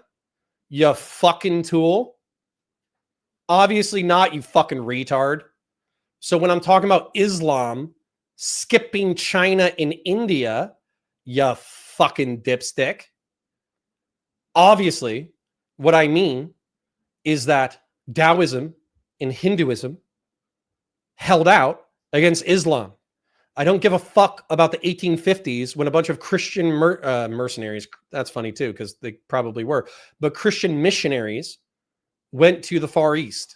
That wasn't relevant to the conversation. So now you're desperately grasping onto this one point that wasn't even a part of the point that I was making in order to not look like a total fucking moron. But you're a total fucking moron and you should stop. Like you should stop. You should be like, hey, do I have an IQ below 100? Yes. Should I get someone to assist me with my daily living because I have poop caked up in my asshole and I can't find food reliably? If the answer is yes, then you need to go find your caretaker. You should spend less time in Twitch and YouTube chats, and you should spend more time finding someone who can help you. Muslim is 1.8% and Taoist is less than 1%. Go ahead and keep going. You didn't listen to what I said. If Islam is 100% of Malaysia and it's less than 2% of China, which, by the way, is Uyghurs, you fucking dipshit. It's Western China, you fucking moron. Holy shit. All right, Ogre Boy. I think I'm done with you. Go be stupid somewhere else. Bye. Everybody wave goodbye to Ogre Boy. I'm not going to get one guide. Let's go. Making like a safe, good space for anti-Semitism, but more to the point, just very quickly, while also engaging in some like really toxic rhetoric, glorifying like people who are quite likely terrorists or pirates, and so on and so forth. Like that's not good, right?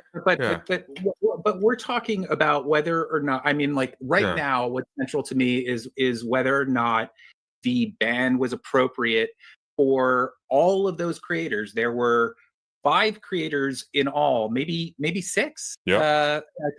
Who aside from Frogan. So Frogan's like, statements. She said some things that that people take issue with. Some of which we could talk about. I'm not here to stand for everything that she's ever said, but those bans that those other people got, I mean, they need to be viewed in a very in just the the environment of that particular panel. You know, I mean, like those other people should not be receiving bans for Frogan's previous sins. Okay, like I can understand why maybe that would put more of a the spotlight on that, and that would justify people saying like, well, let's take a look at this. Is this really but if I may, like you're talking about a panel in which they rated other creators who are also on Twitch, and they said, are these people Arab enough to say Habibi, or are they people who like Sabra? And they didn't put, for example, like Arab creators on the top. Like there's weird stuff going on there. It's just not a thing you do. Don't racially classify other Twitch streamers, even as a joke. Well, first of all, Arabs aren't a race. I mean, maybe I'm being a little pedantic there. He is being pedantic, and he knows he's being pedantic, okay? So when people say racist, damn, we should have kept Ogre Boy, because then he could have made an argument about why this is an ethnicity and not a race and totally missed the forest for the trees. So anyways, the reason why people are saying this is racist, okay, right? If we think of races, it's black, white, Asian, I don't even think Hispanic is a race, but let's just go ahead and throw it in there. They're kind of like these vague categories of approximate, like Arab. You know, they're these approximations of whiteness and blackness and brownness, right? And so we use these as shorthands to describe people in order to work on, you know, everyday life. But the more nuance you get into them, that obviously these categories, I don't want to say fall apart, but they get infinitely more nuanced. So if we go into white, obviously a whole bunch of different ethnic categories got added to white over time, but you have Irish, you have Polish, you have English, you have Welsh, you have French, you have Northern Spaniards, you have some Italians, you have all that kind of stuff. And these people would be classified as white, right? When it comes to black, you obviously have African Americans, but you also have Nigerians, you also have Malians, you have South Africans, you have a whole bunch of people from a whole bunch of different countries who sometimes they have similar languages, sometimes they don't. And then also people will argue. So for instance, East Africans and North Africans, there's like Berbers and Tuaregs and Somalis, and people will argue about whether or not those people are like Arab coded or black coded. And so obviously there's like there's like mixes around like the categorical things. And so anti-racist people are like, well, this is a bad category. And so essentializing people based off of these categories is bad. Well, the reason why he's like, well, Arab is technically an ethnic category. It's like, yeah, it's a distinction without a difference. Are you being bigoted or stereotypical, even if in a humorous way, about a category of people? I can be bigoted in a humorous way about Hispanics real quick. You know, motherfuckers love beans, right? They love beans. They love chickens. They love rice. They love music. They love to dance. They love Modelo. These are all, this is, it may not be racial essentialization, but it's Hispanic like essentialization, right? It's like a ethno-linguistic essentialization, right? And so we could do that for white people too, right? Like white people love mayonnaise. We like having good credit. We like mortgages. We like Taylor Swift. We like low-calorie beer. We like Diet Coke. We like, you know, and this is obviously more American white people than it is European whites. But the point is that you can make these stereotypes about these like ethno-linguistic groups and cool. Like it's funny. I enjoy it. I love it. I love being stereotypical. I love being racist. It's funny, but that doesn't mean that people have to sponsor that, right? And that was the problem. It's not whether or not they did that as a show. If they did that on Arabs, their own podcast, nobody would have given a shit. The fact is they did it on a panel that was paid for by sponsors. So when Frogan and Hassan Piker got in trouble for simping for terrorists, they were collateral damage. That's what happened.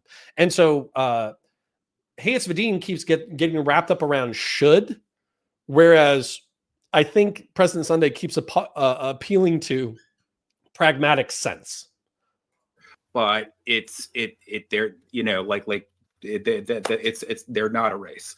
I understand what you're saying. Like it can still. Okay, well, don't do that with ethnic groups. Then the distinction is going to be lost on Twitch viewers.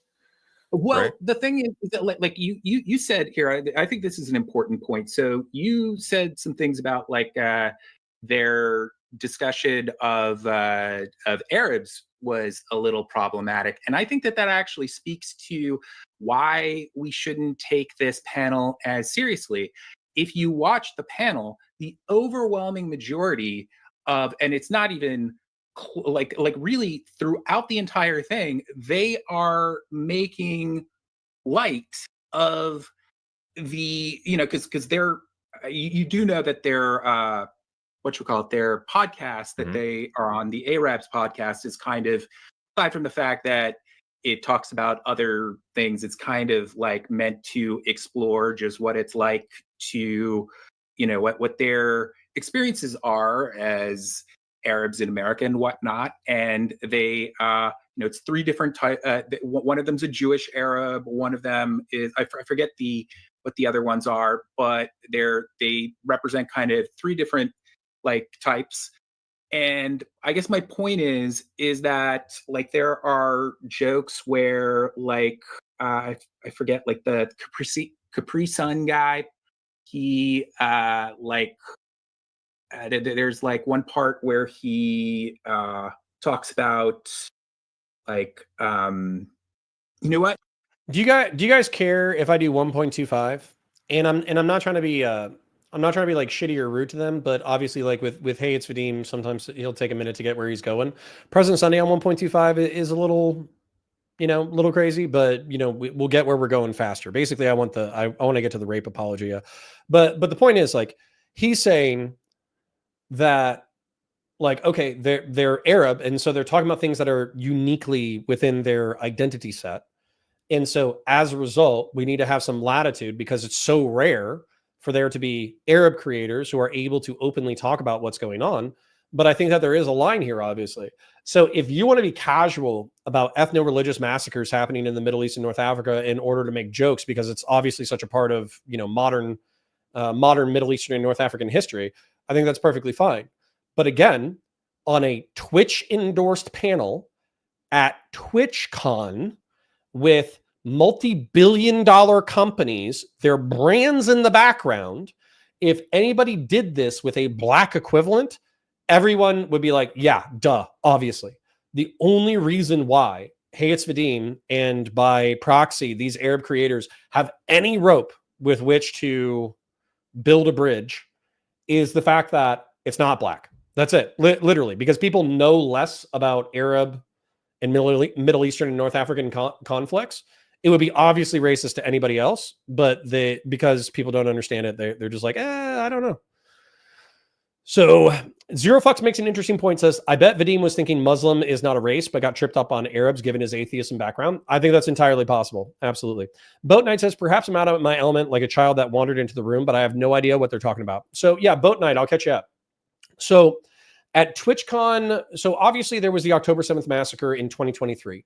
So there was a bunch of Hamas militants who invaded southern Israel, and they massacred roughly 1,000 civilians, and they killed around 200 Israeli defense forces.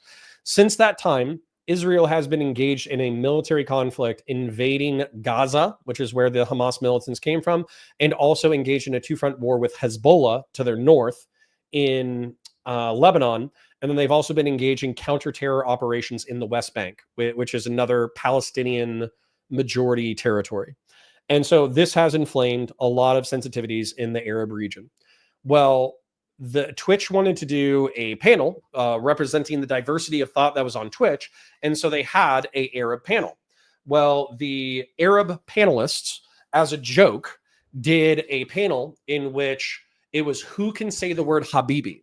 And I think Habibi means like dear or like loved one in Arabic, right? So it's not particularly influential, but it is a, it's like it's a weird thing. And so here's the picture of the panel. And so it says, oh, they took it down, but it says Arab coded, asks permission, thinks it's a slur, and loves Sabra. And so Sabra, the reason why this cuts a little bit deeper than it should, number one, it's the site of an Israeli massacre in Lebanon. And two, it's the name of a brand of hummus that is owned by an Israeli company, the Strauss Group. So what they effectively did is they went through a series of creators and they called them either "you're Arab, so you can say Habibi," or "you're a Jew and you don't belong." Now, you can say people are being way too sensitive about it. It was obviously like a joke panel. I agree. Like you shouldn't be too sensitive about this. As a matter of fact, I think an N-word panel with loves mayonnaise as the bottom tier would be hilarious. But Samsung, Chevron, and Capcom and Twitch are multi-million, if not multi-billion-dollar companies. And so as a result, Frogan, who is here, has praised October 7th, and Hassan Piker. All of these creators are basically like Hassan Piker's waiting room. That might be rude to say, but I think it's true. And Hassan Piker is a Turkish person who has also praised terrorist organizations and swept for them.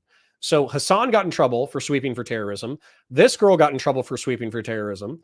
People called out the fact that this panel was racist. And so as a result, all these people got banned. So they got banned temporarily. I think it was either 14 days or 30 days. But Hey, it's Vadim is saying, hey, it's fucked up that they got banned. And President Sunday is, I don't give a shit. It was deserved. And these people are optically terrible. Therefore, they deserve it. All right. Are y'all good with 1.25? I don't want to... Vlad the Co-Operator says some Arabs look white. It might be rare. I don't know. No, there's white Arabs for sure. Permission granted. There's 2 people who are saying I can go to 1.25. Boat Knight says I'm writing a Type 15 comedy set on ethnic cleansing. True. Bum number 1 says I want to get to the horse porn. Wait, not like that. We got another permission for 1.25. Capcom. Yeah. They were sponsors as well. Mega Man is Jewish. True. Oh, geez. Awesome. Only 200 IDF. Yep. Yeah, like 1,000 of them were civilians. Now, since that time, more IDF have died. But I was just talking about on October 7th itself. So, all right. Some people are saying 1.5. I'm going to try to be polite to everybody. I'm going to bump it to 1.25. I just want to get to the rape apologia, basically. I have notes. I should refer to them because I was talking about this the other day, and I am like doing a poor job because of my brain fog of remembering the things, the specifics. But basically, I'm saying that they were more than anything poking fun at Arabs in general. That's like why they put like Nick Merckx at a certain place, because they said that he was really like loud and argumentative and had a mean face. And so like I agree that if some white creators were saying that about Arab creators, that would be incredibly problematic.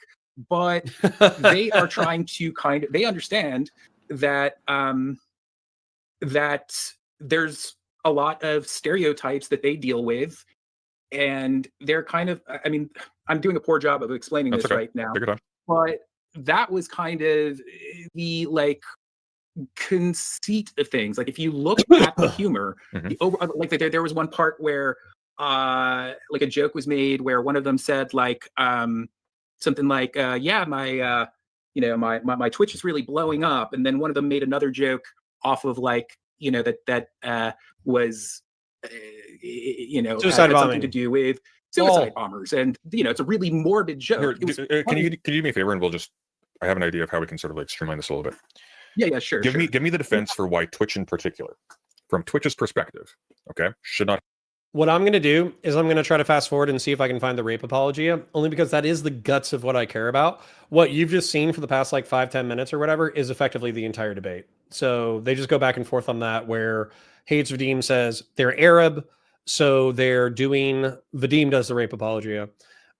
So basically, Sunday goes back and forth and says, why does Twitch have to endorse this? Why do they have to support it with their money? And Hates Vadim says, well, they're Arab and they deal with a lot of shit, so therefore deference should go to them. So let me see if I can find it. We assume that if most human beings were treated like, had been subject to that awful like treatment, there's going to, I'm sure about like slave rebellions and things like that. Yes. Okay, here we go. So this might not get into rape apologia immediately, but what actually ends up happening is okay, so what Frogan said, if I remember correctly, is that Frogan said, lefties always talk about revolution, but when one happens in the Middle East and North Africa, you start clutching your pearls about it. Bear in mind, this tweet went out while I'm watching like an Indonesian dude get his head chopped off with a backhoe live on Twitter. Okay. So there's Frogan's tweet saying, this is what a revolution looks like. And then immediately underneath that is a third country national getting their head chopped off. And then immediately underneath that is Hamas fighters raiding houses, throwing grenades into shelters, and machine gunning children and women. Okay. So that's the context of Frogan saying that stuff. And so, what is it? So, hey, and then also Mia Khalifa or whatever, basically said like, oh, can somebody go ahead and text my Hamas brothers and say, can you start filming it in horizontal instead of vertical? So you have people getting shot in the back of the head. You have people getting their throats cut. You have people getting grenades thrown at them. You have civilians getting massacred. And you have these people, Frogan and Mia Khalifa in particular, actively cheering it on as a good thing, right? So that's fucked up, right? Most people, like most Americans, most Westerners, and I say most, obviously, if they see the pictures of Abu Ghraib or Guantanamo Bay, or if they see, like Palestinians torturing suspected ISIS members and ripping their fingernails out with pliers, they'd be like, well, fuck the terrorists, but that is fucked up. And if they saw American soldiers gleefully throwing grenades and machine gunning children, then they would be like, that is fucked up and those guys should go to prison or jail. These people are not just cheering on militant forces participating in a conflict, they're cheering on the act of slaughtering civilians. And so what Hey It's Vadim does here is he sweeps for that idea. So yeah, that's kind of where it moves from, well, these people are Arab and they have like a unique experience, therefore we should give them more latitude when they're making jokes to, actually, they're kind of right about supporting, resistance to Israel. And then we get into, I think we get into the grape from that. But let's go ahead and let him run with his own rope. It's just like it's not you don't have to be okay with the the kind of the horrible violence that they commit, it's still. But you do, though, because what you're arguing for essentially is a kind of acceptance of their violence on the grounds that it is triggered by an equal or even greater amount of violence done to the Palestinian people. It is a greater amount of violence in terms of the overall, not to the raped and the dead. It's not. To those people, it's as bad as it gets. We can't pad out the severity of this just by recourse to the larger numbers. So this is Sunday actually being quite intelligent, and that's actually very frustrating for me. So what happens is there's this dumb thing, and I swear to God, I have to explain it to my Arab friends. I swear to God, I have to. So obviously there's what somebody was pointing out in chat in Syria, it was 250,000 dead, right? With barrel bombs of Assad just bombing cities. But we just accept that because that's Arab on Arab, right? But Jew on Arab, we have to highlight as, the worst atrocity since the Holocaust. Now, here's the thing. When it comes to, there is, maybe this is a Western sensibility. So I'm going to explain the Western sensibility and people can disagree with me. When it comes to war, what is supposed to happen, the ideal of what's supposed to happen, is uniformed armed forces who are trained to a very high degree enter into a conflict zone with each other, and they fight and kill each other as best as possible in order to defeat the enemy and minimize civilian casualties. And so you do not, like Russia is doing right now, just artillery strike entire civilian areas. You do not, like Hamas did, just massacre civilians for fun. Whereas it seems like what ends up happening is if an American tank fires a tank shell into a house from where it's taking fire from, and it kills 5 terrorists and 10 civilians, then those civilians are morally equivalent in the eyes of Arab apologists to Hamas walking into a shelter in which unarmed civilians are present and machine gunning women and children. Okay. And so intent, collateral damage, all of those go out the window.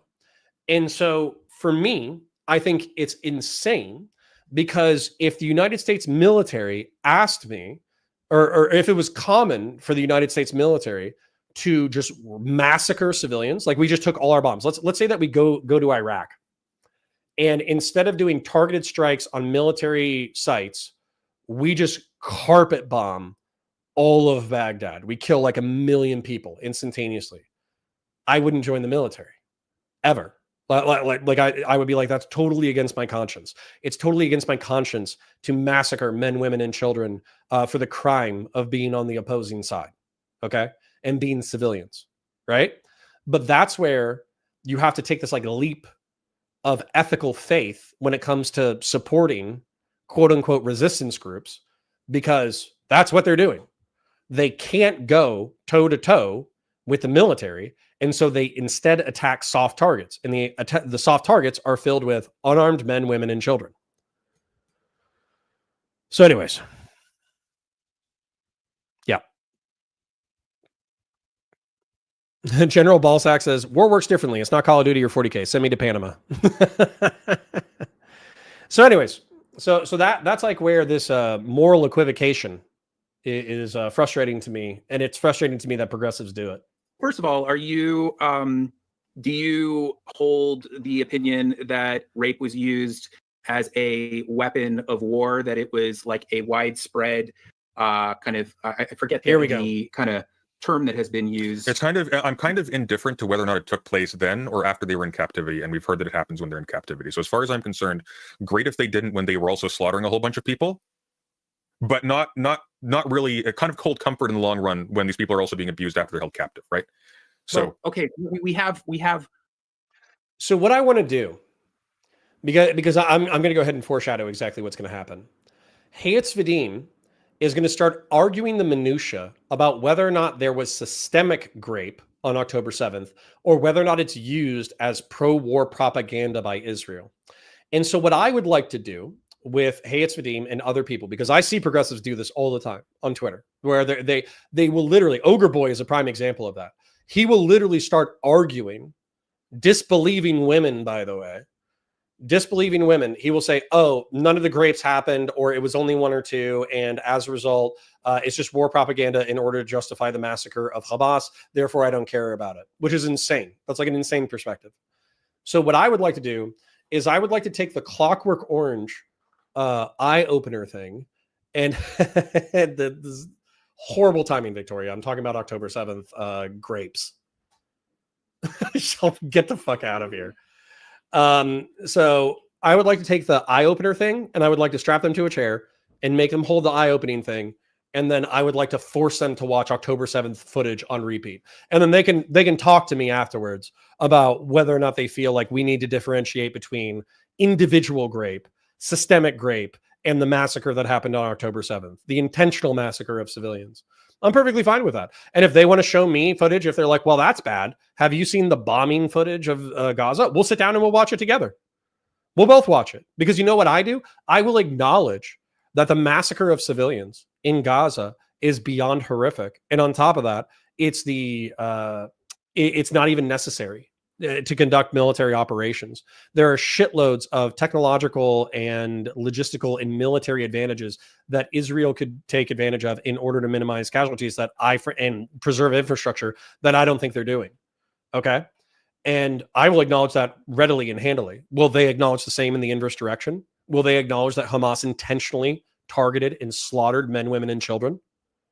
They'll sweep for it, basically, which I find disgusting.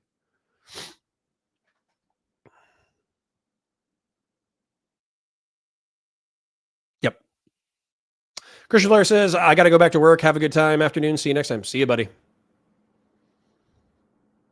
Yeah. All right. This is getting a little dark. So I'm probably just going to get a little bit into sweeping, and then my wife is saying that she needs my assistance with something, so I'm gonna go help her in a minute. So give us another 10 or 15, and just real quick, shout out. Parasocial love to everyone here. We're still at 150. We peaked out at like 180. So thank you for dropping by and spending your afternoon with me. Like the stream if you haven't done so already. Follow if you haven't followed already. Feel free to do super chats. Obviously, I want to do a huge shout out to Grassroots Hegemon. He carries a channel whenever he's around, but also Dhruv Sampat, Red 473, Audacity, Sapient Green, King Slayer Damocles, STV Philly, Arakota, and Bum Number One. And Puya Batty. Thank you for your donations. Sincerely, it's greatly appreciated. All right. As a matter of fact, you know what? I'm gonna do a summary. And then, well, actually, you know what? Let's watch Vadim destroy himself. One piece of testimony to that, as far as I know, and first of all, I should say, just to like my take on this is that I imagine there was some rape that occurred, or maybe not rape, but sexual violence that occurred in the absolute, carnage that occurred on that day. But I mean, have you read either the article in the UK Times or the one that was? I'm quite sure I can't remember. I'm just trying to get a grasp of what the stakes are here exactly. So very quick. The reason why I care is because if you look at those I assure you that if you actually read the article that was written in the Intercept on the matter, or from the Times, you would be absolutely convinced that the accounts that have been given in, say, like the New York Times piece. Okay, look, hang on, please, just for a second, just before we go down this rabbit hole. How does the affirmative or the negative stance on whether rape was used as a weapon on October 7th change how we talk about October 7th? Oh, it's incredibly important because of the fact that has and continues to be weaponized. False accounts. I understand it's been weaponized, but my question though is, as far as you and I were talking. Oh, did I cut you off? I'm sorry. I thought that you were you had finished your question. Well, I'm just clarifying. My apologies. So in terms of how you and I are discussing this, how does it change how we're talking about it? I understand all sorts of things are used as rhetorical tools elsewhere. Okay. Being in the dark, I don't know how on earth we'd actually confirm this about what specifically happened to those people on October 7th. How does it affect how you and I are talking about it? We both agree that there was immense carnage done to a whole lot of innocent people. How does that specifically change it? Like if I noticed, for example, that we're not talking about like the styles of killing people. You just brought that up, and it's there. I mean, it's just been there have been incredible amount of false, just as false as the fucking 40 beheaded babies things having to do with with sex. Okay, so unfortunately I genuinely do parasocially love you guys, and I am sorry that I have to leave kind of abruptly, but I want to make the point that, because the truth is I could sit here and make you guys suffer for another hour and then also make my wife suffer, but I don't want to do that. I kind of want to make the point that's worth making and then get out of here, because the truth is it's just going to get darker from here. So President Sunday, I think, takes the correct path in saying, regardless of whether or not Israel is propagandizing sexual assault as a part of their war efforts in Gaza, I am not interested in, litigating whether or not people were sexually assaulted on October 7th, because the truth is it doesn't change anything about the Twitch panel and it doesn't change anything about the bans. Okay. These people did an edgy, racist panel with multi-billion-dollar companies behind them, and also they associated with two people who have glorified terrorism on stream, and Twitch is catching a horrible amount of flack for giving a pass to Frogan and Hassan Piker for such a prolonged period that no other ethno-religious or minority group would have been able to get away with the kind of rhetoric that they have gotten away with, simping for terrorist organizations. And so that's President Sunday's perspective from my perspective. Also, he thinks it's good that these people got banned because they make being a progressive or being a leftist or a lefty optically horrible. And so as a result, he actually likes that they're getting hit with the ban hammer.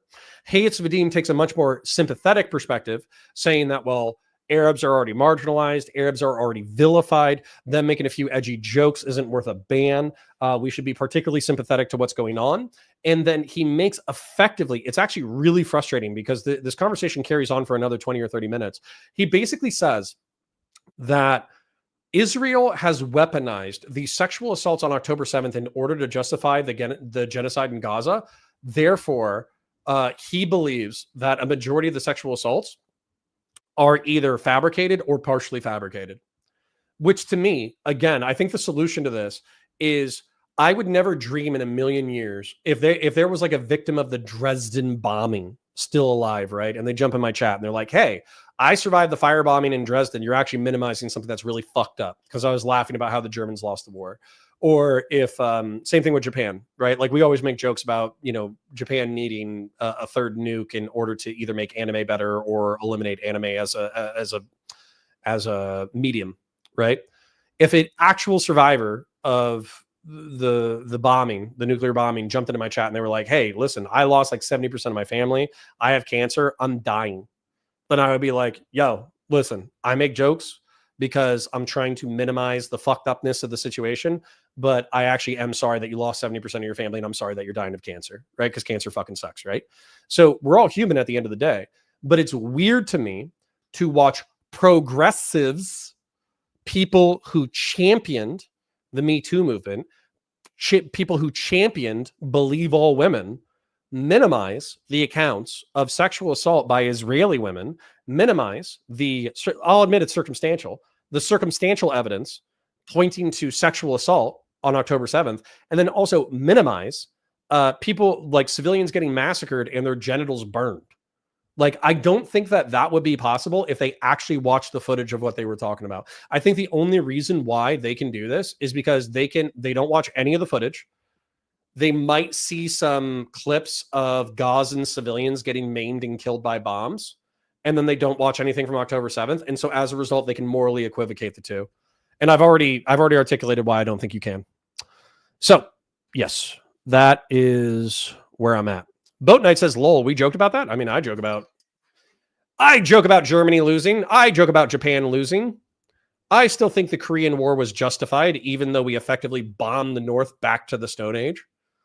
So, and honestly, like the Korean War is actually messed up from like a statistics perspective. Cacophony says, and I'm going to read your guys' chats and then I'm going to get out of here. I'm sorry for leaving abruptly, but unfortunately, I do have some responsibilities. Cacophony says, at counterpoints, can we just appreciate that Trump winning has made all the leftists temporarily want machine guns? Yes, very based. Is there a difference between sexual violence and grape? Yeah, I think they use sexual violence in order to sanitize it, but I think they also refer that to like groping, right? Or threats of sexual violence. Whereas I think grape is specific, like oral or other orifice penetration. Contra FT8N says 07 and have a great rest of your day. Thank you, King. Thank you, boy. As much as I hate Sunday, the facial hair suits him. Sup Connor. Yeah, what's up, man? I'm more sympathetic to Sunday. I'm sure he'll do something to piss me off in the future. But yeah. How many minutes in the video are you? We are at 23:11 right now. Do you really love your wife more than 150 strangers online? Unfortunately for you guys, I do. Acid Lib says happy Veterans Day. He needs to dip out anyways. Hey, I appreciate you dropping by. Not just that, but I think I saw you saying that you shouldn't stand outside your your apartment in Kyiv with a cell phone watching police. Yeah, be paranoid during wartime, bro. I'm sure I've eaten more Iraqi food based. So he was a shadow of the person he could have been. True. You did it on my decision, bud. True. Where can I find the footage from October 7th? It's scrubbed from everything. My wife believes Israel killed its own civilians. Honestly, I don't know if there's like a live leak version. I'm sure Telegram has a shitload of it. I don't know how to get into that and get into the right Telegram group. So Platinum Soldi says, thanks for the stream. Well, thank you to everybody who donated and everybody who hung out. What a nerd. He loves his wife. I know. Biz D says, good stream. Thank you, King. I appreciate you. Bud123 says, if Vlad the Kebabber, did you vote for Trump just to own the libs? He probably did. He is a rightoid. I don't know if he's American, but he's a far rightoid. Jacanadar says, at counterpoints, he's trying to delineate ordered assaults versus spur of the moment actions of a terrorist. He is doing it shittily, but that is what he's trying to do. He gets there around hour 2. Yeah, well, Jacanadar, isn't that kind of the problem? Is if he takes 2 hours to articulate that point, then yeah, that's pretty bad. So anyways, General Ballsack says, never was in Korea, but the infantry came back for us. I can wear an 82 patch based. All right. So anyways, ladies and gentlemen, I am sorry that I'm running away from you. I sincerely, 150 people on a Monday morning, brilliant numbers for us. I wish I didn't have a 9 to 5 so I could come hang out with you beautiful folk. 150 to 180 people at our peak is awesome. Thank you to all the donations, particularly Grassroots Hegemon. Thank you for carrying the channel. But again, Puya Bodhi, Above Xeon, Bum Number 1, STV Philly, Ericoda, Sapient Green, Audacity, Red 473, Thal, Duve Sampat, and then of course Grassroots Hegemon for being the king, our number 1 oiler. And Jonah Boy, thanks for being here. Always good to see you. Christian Valeris, I think I saw you earlier. Carthago, Delenda S, thank you for being here. But anyways, I parasocially love you guys. We got more in the chamber. I promise to be putting out, some drama content semi-frequently. I hope you have a great time. Bye for now. Love you. Bye.